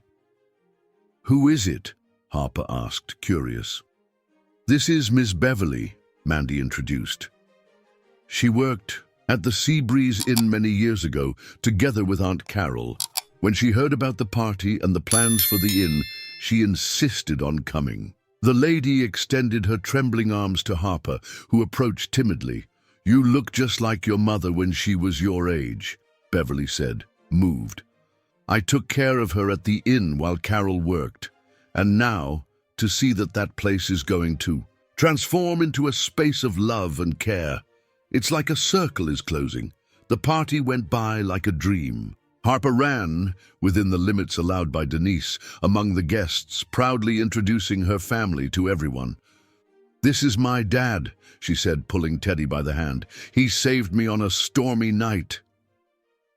The children played under the watchful supervision of Mandy and other nurses, while the adults talked in small groups, sharing stories and plans for the future. Denise had brought the architectural designs of Carol's Haven, which now circulated among the guests, generating lively discussions about how each one could contribute. In a quiet moment, Beverly called Nadia closer. "There's something I've kept. All these years," she said, rummaging through her purse. "Carol gave this to me days before leaving. She said that one day it would make sense." It was an envelope yellowed by time. Inside there was a letter and an old key. "Good heavens," Gladys, who was nearby, exclaimed. "That's the key to the inn's basement. Carol always said that she kept something precious there, but we never managed to open it after she—" Nadia opened the letter with trembling hands. Carol's handwriting, firm and determined as she herself had been, filled the page. "Dear Nadia, if you are reading this, it means that time has finally brought the truth to light. In the basement of the inn, behind the wine rack, there is a safe. Inside it, besides more evidence of the experiments, I left something special, all the letters you wrote to your mother after fleeing the inn pregnant, afraid of Chet. Letters that he intercepted and never delivered. Your mother never knew that. You tried to keep in touch. She left thinking that you had abandoned her. But now you can finally know the whole truth. I also saved photos of you pregnant, records of your pregnancy, everything I could save before Chet destroyed them. Your daughter deserves to know this story, to know that she was loved from the first moment. With love, Carol." The party stopped for a moment when Nadia couldn't contain her tears. Harper ran to hug her mother, and soon everyone was involved in a collective embrace that symbolized much more than consolation. It was the celebration of a cycle that was closing, of wounds that could finally heal. "Can we go there today?" Harper asked, her eyes shining with curiosity. "After the party, I want to see Mum's photos." Teddy looked at Denise, who nodded with a smile. "As long as you don't get too tired, Princess. We still have a checkup tomorrow, don't forget." Afternoon advanced with its golden light, characteristic of the end of winter in Southern California. In the garden of the mansion, now more alive and colorful than ever, a family celebrated not only a birthday or an adoption, but the victory of love over fear, of truth over the shadows of the past. Lou, observing the scene from his favorite corner of the garden, smiled upon seeing a hummingbird landing on the flowers he had planted especially for Harper. "Look at that," he murmured to himself. "It seems we have another messenger of good news around here." The sun began to set when the last guest said goodbye. Harper, tired but happy, slept in Teddy's lap while he talked with Denise about the latest details of the renovation of the inn. "You know," the doctor commented, observing the family scene, "in all my years of medicine, I've never seen a heart strengthen so much in so little time. It's as if the love of this family was the best medicine she could have." Nadia, who joined, then with Carol's letter still in her hands, smiled. "Isn't that what they say, that love heals everything?" "Not everything," Denise replied with her medical pragmatism. "But in this case—" She looked at Harper, who was smiling in her sleep. "In this case, I think love made all the difference." The sunset tinged the sky of Flagstaff with shades of pink and orange when the group arrived at the old Seabreeze Inn. The place, abandoned for years, maintained a silent dignity in its colonial architecture. The dusty windows reflected the last rays of the sun, like tired eyes that had witnessed many stories. Harper, still wearing her party dress, held firmly to Teddy's and Nadia's hands as they walked along the stone path that led to the entrance. Behind them, Gladys carried a powerful flashlight, and Lou brought a toolbox, precautions suggested by Denise, who insisted on accompanying them along with Mandy. "Is this where Carol's Haven is going to be?" Harper asked, her eyes scanning the facade of the building with childish curiosity. Yes, my love, Nadia replied, gently squeezing her daughter's hand. And you know what? You're going to help choose the colors of the walls, the decorations of the rooms. And there's going to be a huge garden, Lou added, his normally serious face lighting up with the possibility. I even have some ideas for therapeutic flower beds, where children can touch the soil, plant flowers. The old key creaked in the lock as if protesting against years of disuse. The interior of the inn was surprisingly well preserved, protected from the action of time by the thick colonial walls. The dust danced in the beams of light that entered through the cracks of the windows, giving the environment an almost magical air. The basement is this way, Gladys indicated, guiding the group through a side corridor. Her steps echoed on the wooden floor, bringing memories of when she visited her sister during her work shifts. The basement door was locked with a rusty padlock, which Lou skillfully removed with his tools. The wooden steps groaned under their weights as they descended, the light of the flashlight gradually revealing the stuffy environment. There, Harper pointed, being the first to spot the wine rack mentioned in the letter. The dusty bottles still occupied the shelves, their faded labels telling stories of celebrations long forgotten. Teddy and Lou carefully moved the rack, revealing a false wall. In the center, partially hidden by a loose canvas, was the safe mentioned by Carol. "The key," Nadia whispered, her hands trembling as she tried to fit it into the lock. After a few attempts, the mechanism finally yielded with a satisfying click. The interior of the safe revealed a true time capsule. Meticulously organized folders, yellowed envelopes, old photographs, and at the bottom, a shoebox decorated with hand-painted flowers. "That box," Gladys murmured, recognizing her sister's craftsmanship. Carol loved to paint flowers on everything she could. Nadia opened the box with reverence, and tears immediately began to stream down her face. Inside were all the letters she had written to her mother, dozens of them, all intercepted by Chet, all carefully kept by Carol. "Dear Mom," she read. Aloud, her voice choked. "I miss you. The baby kicks harder and harder, and in every movement I think of you. Chet lies when he says I don't want to see you. I try to call you every day, but the numbers I have never complete the call." Harper approached her mother, hugging her around the waist. "The baby was me, wasn't it, Mom?" "Yes, my love," Nadia replied, kissing the top of her daughter's head. "You have always been so loved from the first moment. Your grandmother, she left without knowing it." Mandy, who was examining other folders from the safe, let out a surprised exclamation. "There's more here, much more." She raised a folder full of documents. "These are detailed records of the experiments, dates, names. Carol documented everything. And there's more," Denise added, leafing through another set of papers. "Original formulas, test results, correspondence between Jerry and foreign investors." She built a complete case. While the adults examined the documents, Harper continued to explore the box of memories. At the bottom, she found something that caught her attention, an envelope with her name written in the same firm handwriting as the previous letter. "Look," she called, extending the envelope to Nadia. "It has my name."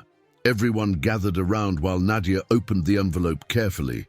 Inside, there was a letter and a photograph. Carol and a pregnant Nadia, smiling in front of the inn.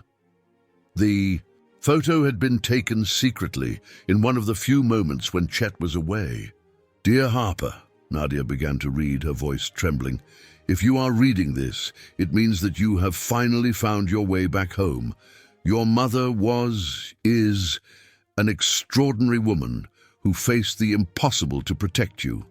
The man who called. Himself, your father kept her away from everyone who loved her.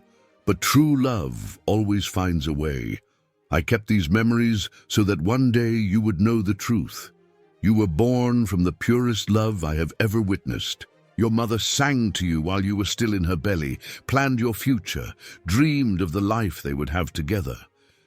When Chet separated her from you, something in me knew that I needed to preserve these proofs of love.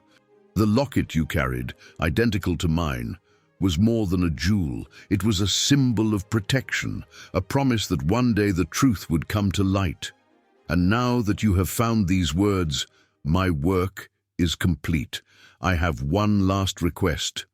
Transform this place. Where there was pain, plant hope. Where there was fear, cultivate love. The inn may have been the scene of suffering in the past, but its future belongs to the light. With eternal love, your Aunt Carol. The silence that followed the reading was broken by the soft sound of sobs, not only from Nadia and Gladys, but from everyone present. Even Teddy, the businessman always so controlled, discreetly wiped his eyes. She knew, Gladys murmured, pressing the letter against her chest. My sister knew that one day everything would be resolved. Mandy, always practical, was already organizing the documents into piles.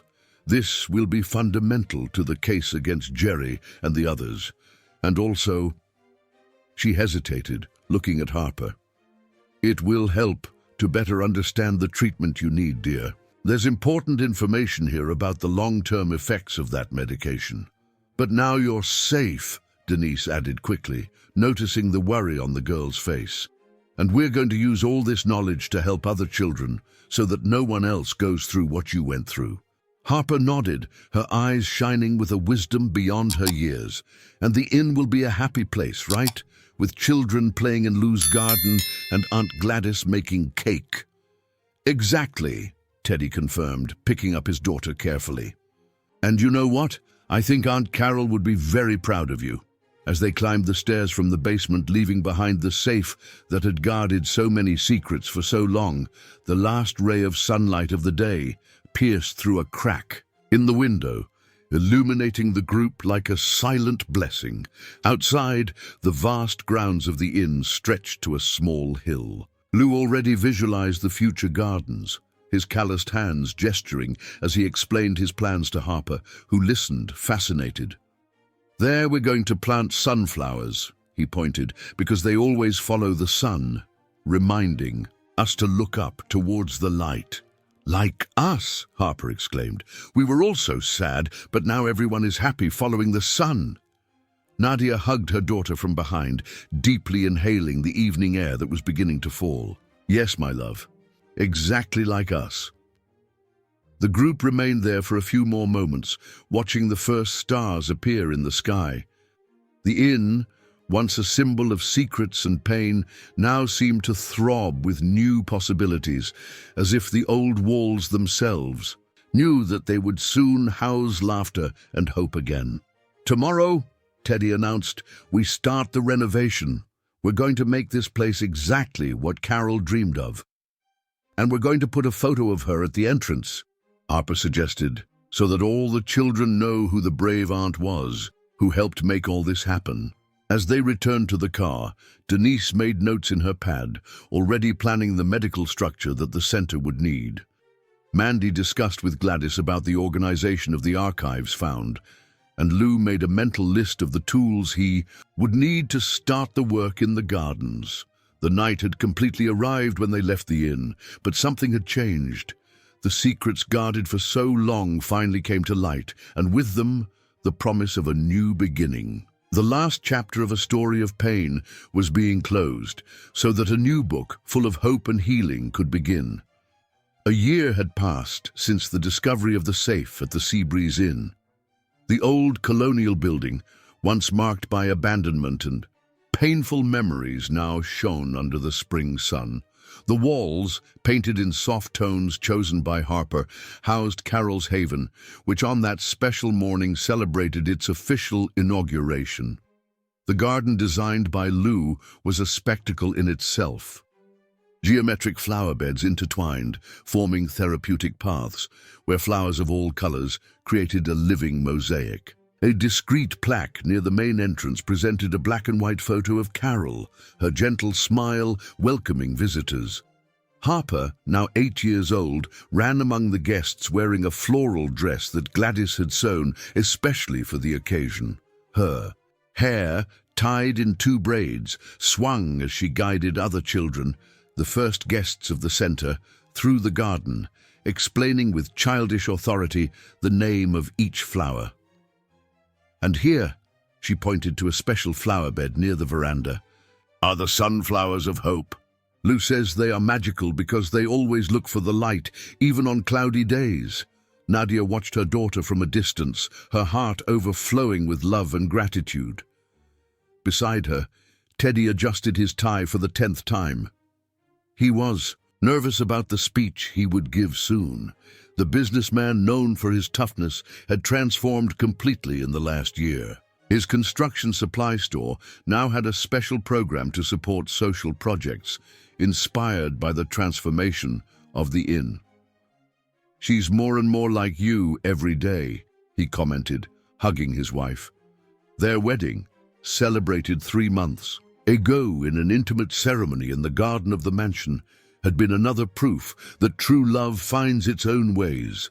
"And with you too," Nadia replied, smiling. "Just yesterday I caught her organizing the toys in alphabetical order, just like her father, with the store's spreadsheets." The arrival of Denise and Mandy interrupted the conversation.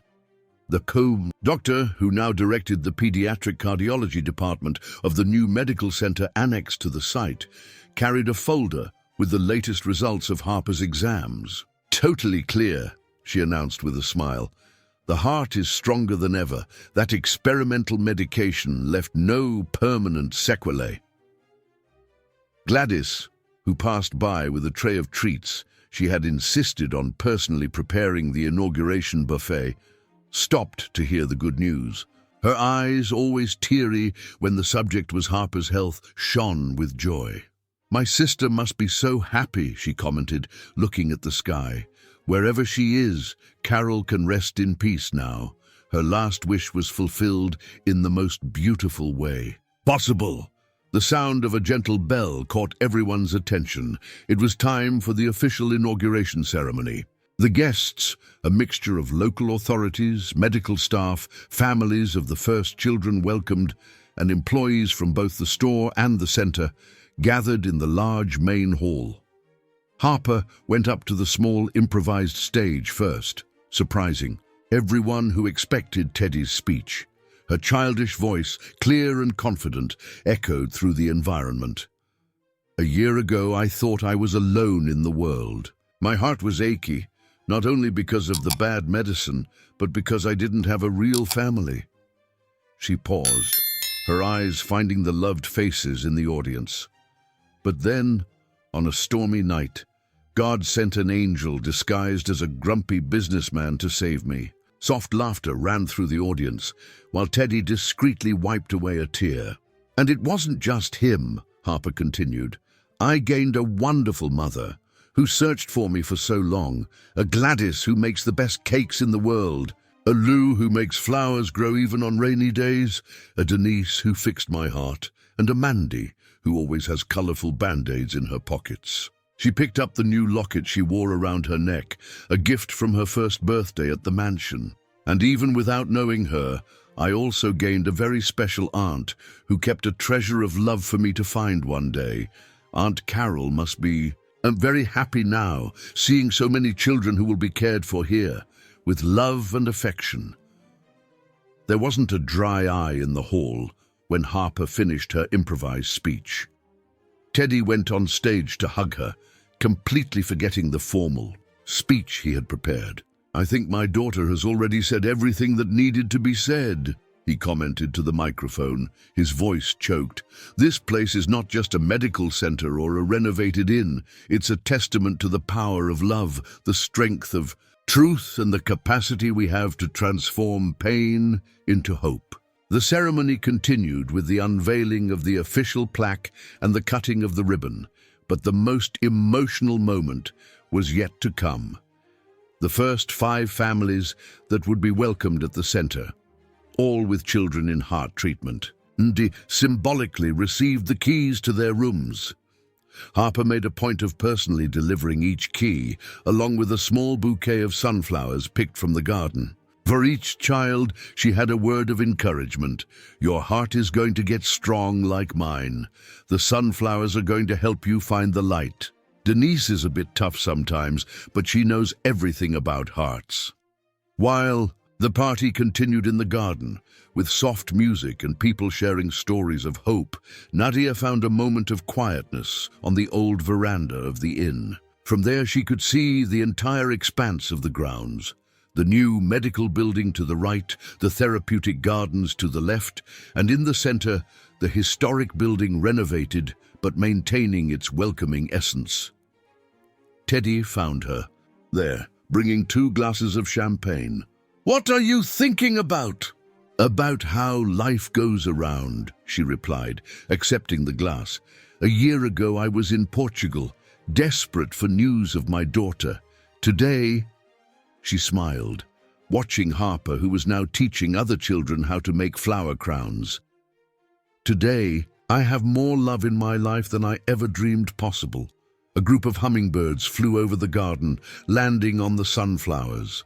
Lou, who passed carrying more seedlings, stopped to watch. "You know," he commented, "they say that when many hummingbirds appear together, it's a sign that great blessings are about to come." As if confirming his words, Denise approached the group with more news. "The governor just approved the expansion of the project. We're going to be able to build 2 more wings, doubling our service capacity." The news spread quickly among those present, generating a wave of celebrations. Mandy was already making notes on her clipboard, planning the logistics of the expansion, while Gladys thought aloud about the need to increase the kitchen staff. In the late afternoon, when most of the guests had already left, the family remained, gathered on the veranda. The sunset tinged the sky with the same colors they had witnessed a year earlier when they discovered Carol's safe. Harper, tired but happy, sat in Teddy's lap. "Dad," she called sleepily, "do you think we managed to turn sadness into joy, like Aunt Carol asked in the letter?" Teddy looked around at his wife Nadia, who had found the strength to rebuild her life, at Gladys, who transformed the pain of losing her sister into love for everyone around her, at Lou, who made life sprout even in the most unlikely corners, at Denise and Mandy, who dedicated their lives to healing not only bodies, but souls. "Yes, my princess," he replied, kissing the top of his daughter's head. "I think we've accomplished much more than that. We've built a place where love can heal any wound, where hope grows like the sunflowers in the garden, always turned towards the light." Harper smiled, her eyes already closing with sleep. The new locket around her neck shone with the last rays of sun, no longer guarding painful secrets, but precious memories of a family that fate reunited on a stormy night. In the garden, the sunflowers moved gently with the evening breeze, their faces eternally turned towards the light, as if reminding everyone that even in the darkest days, there is always a ray of hope saved for those who have enough love to believe.